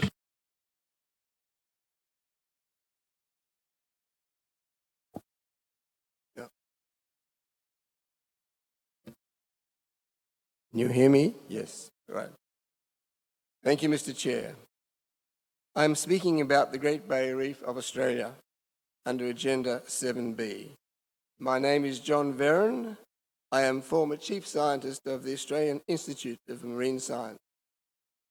It has been my privilege of my life to have identified and named a fifth of the world's reef coral species. It has been the tragedy of my life to realize that no one living today will experience the majesty of coral reefs as I have. In the 2 years since the committee last examined the Great Barrier Reef World Heritage Area, 49% of its corals have died due to global mass coral bleaching event. Mr. Chair, coral bleaching is the most visible evidence of climate change. There is no doubt that in the past 2 years, the outstanding universal value of the Great Barrier Reef has been severely diminished. I commend the work of IUCN, UNESCO, and this committee in recent years to secure significant outcomes to build the resilience of the reef. This year's draft decision should be supported.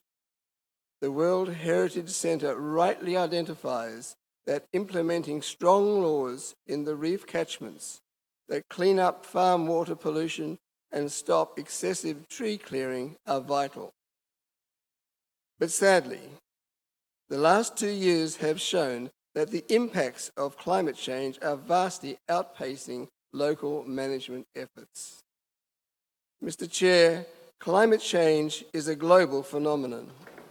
Every country must do its fair share to keep global temperature rise below 1.5 degrees. Australia is not close to doing its fair share. If all countries make the same level of effort as Australia in reducing emissions, Global temperature will rise by 3 to 4 degrees by the end of the century. This would kill all reef corals worldwide. Australia is also actively supporting a proposal to develop one of the world's largest coal mines next to the Great Barrier Reef. To be a true custodian of this global treasure, I urge this committee to call on Australia to dramatically lift its level of ambition to reduce carbon pollution and to cease support for dirty fossil fuel development. Thank you all. Thank you, sir.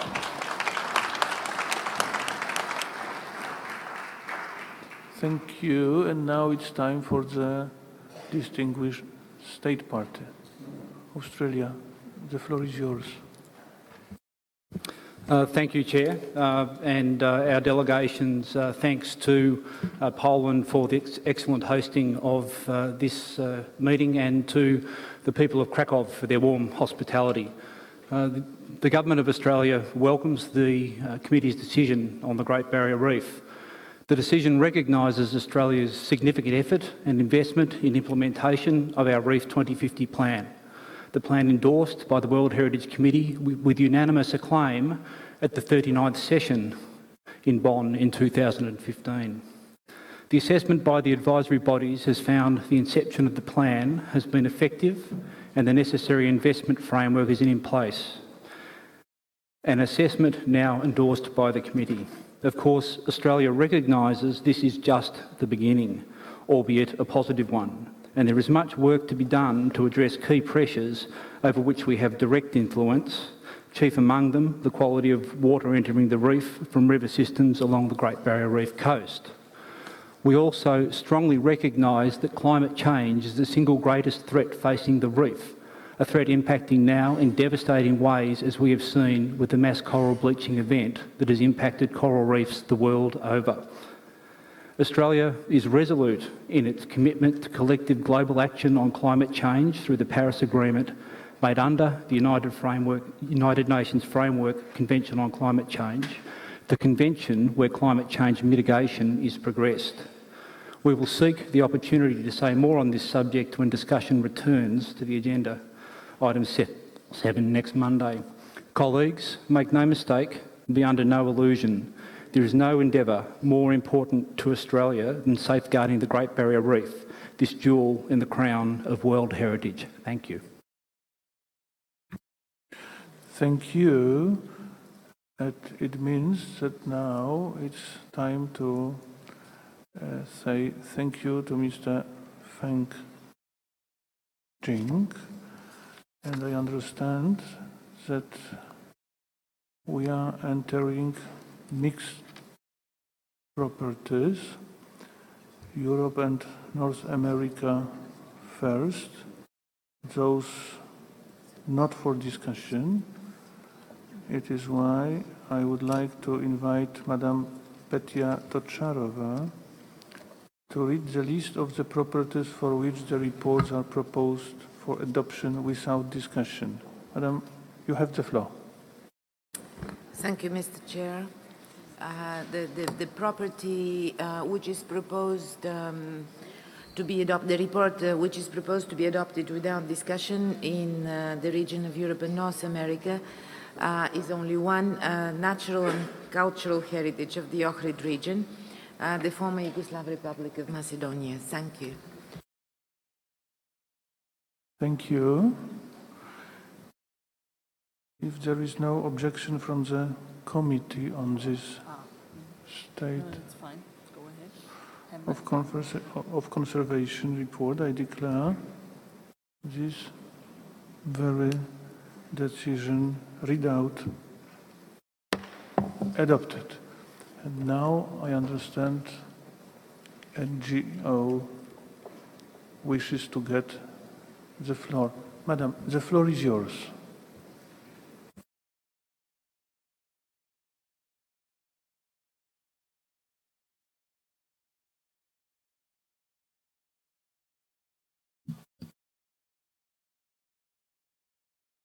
Thank you, Chair. Respected attendees of the 41st World Heritage Committee session, On behalf of the Ohrid SOS Citizen Initiative, I thank the Reactive Monitoring Mission for its investigation of threats to the natural and cultural heritage of the Ohrid region World Heritage Site.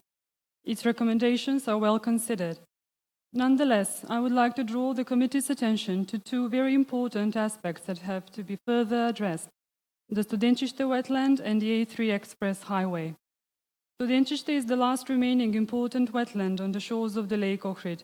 It not only supports the peoples and world-unique ecosystems of the lake by filtering water, but also delivers substantial biodiversity in its own right.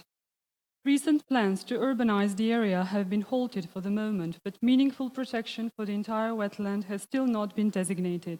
Unless recommendations are made to rectify this oversight, urbanization plans will certainly restart at some time in the future. Secondly, although the draft decision 41-7b.34 is right to recommend permanent cancellation for subsegments A and E of the A3 Express Highway, we further strongly urge a total abandonment of the remaining section of the road as well. The key concern here is not only the ecological impact of the road itself, expressed through destruction and fragmentation of habitat and alteration of the landscape, but also the incremental urbanization that will likely accompany it. Development is often poorly planned in the Ohrid region. Wastewater and solid waste systems are inadequate too. Under these current circumstances, a new built road and further development are most unlikely to deliver sustainable outcomes for the outstanding universal value of the Ohrid region. Thank you. Thank you.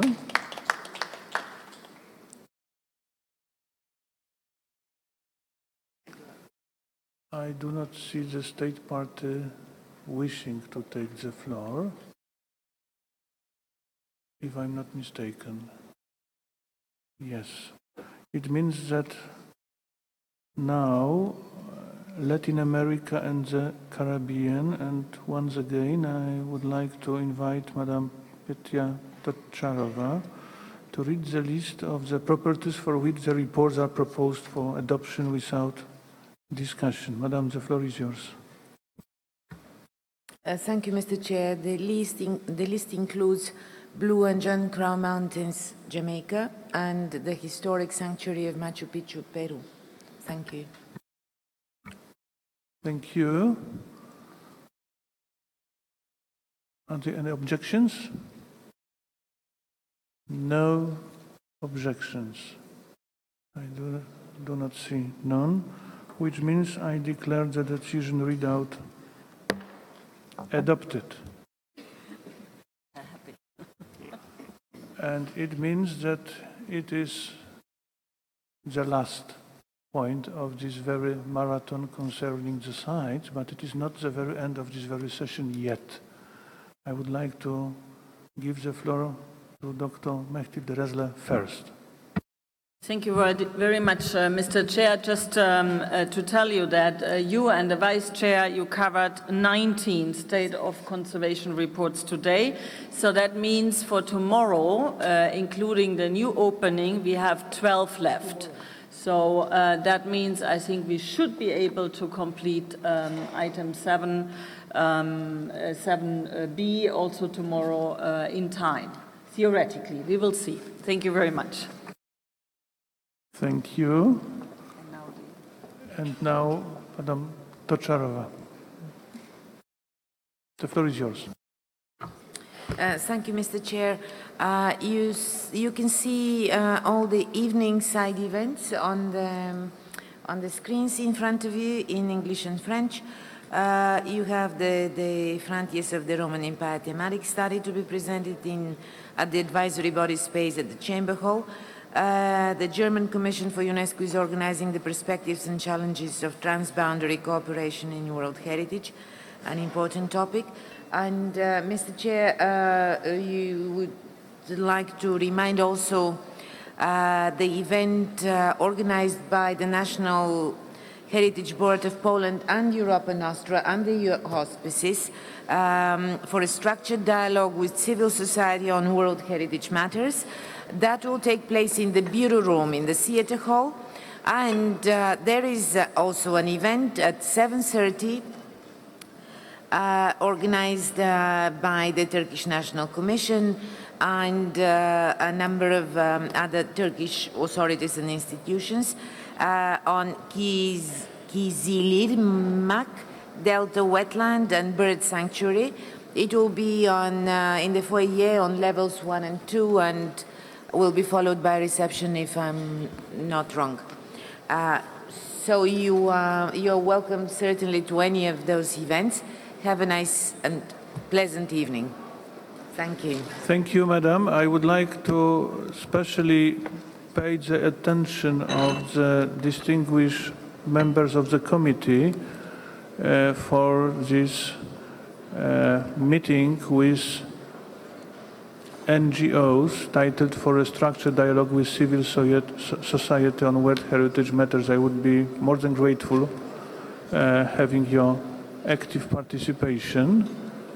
And now let me just express my thanks to you all for your active participation in this very marathon, and hope to see you tomorrow at 9:30 sharp. This very session is closed.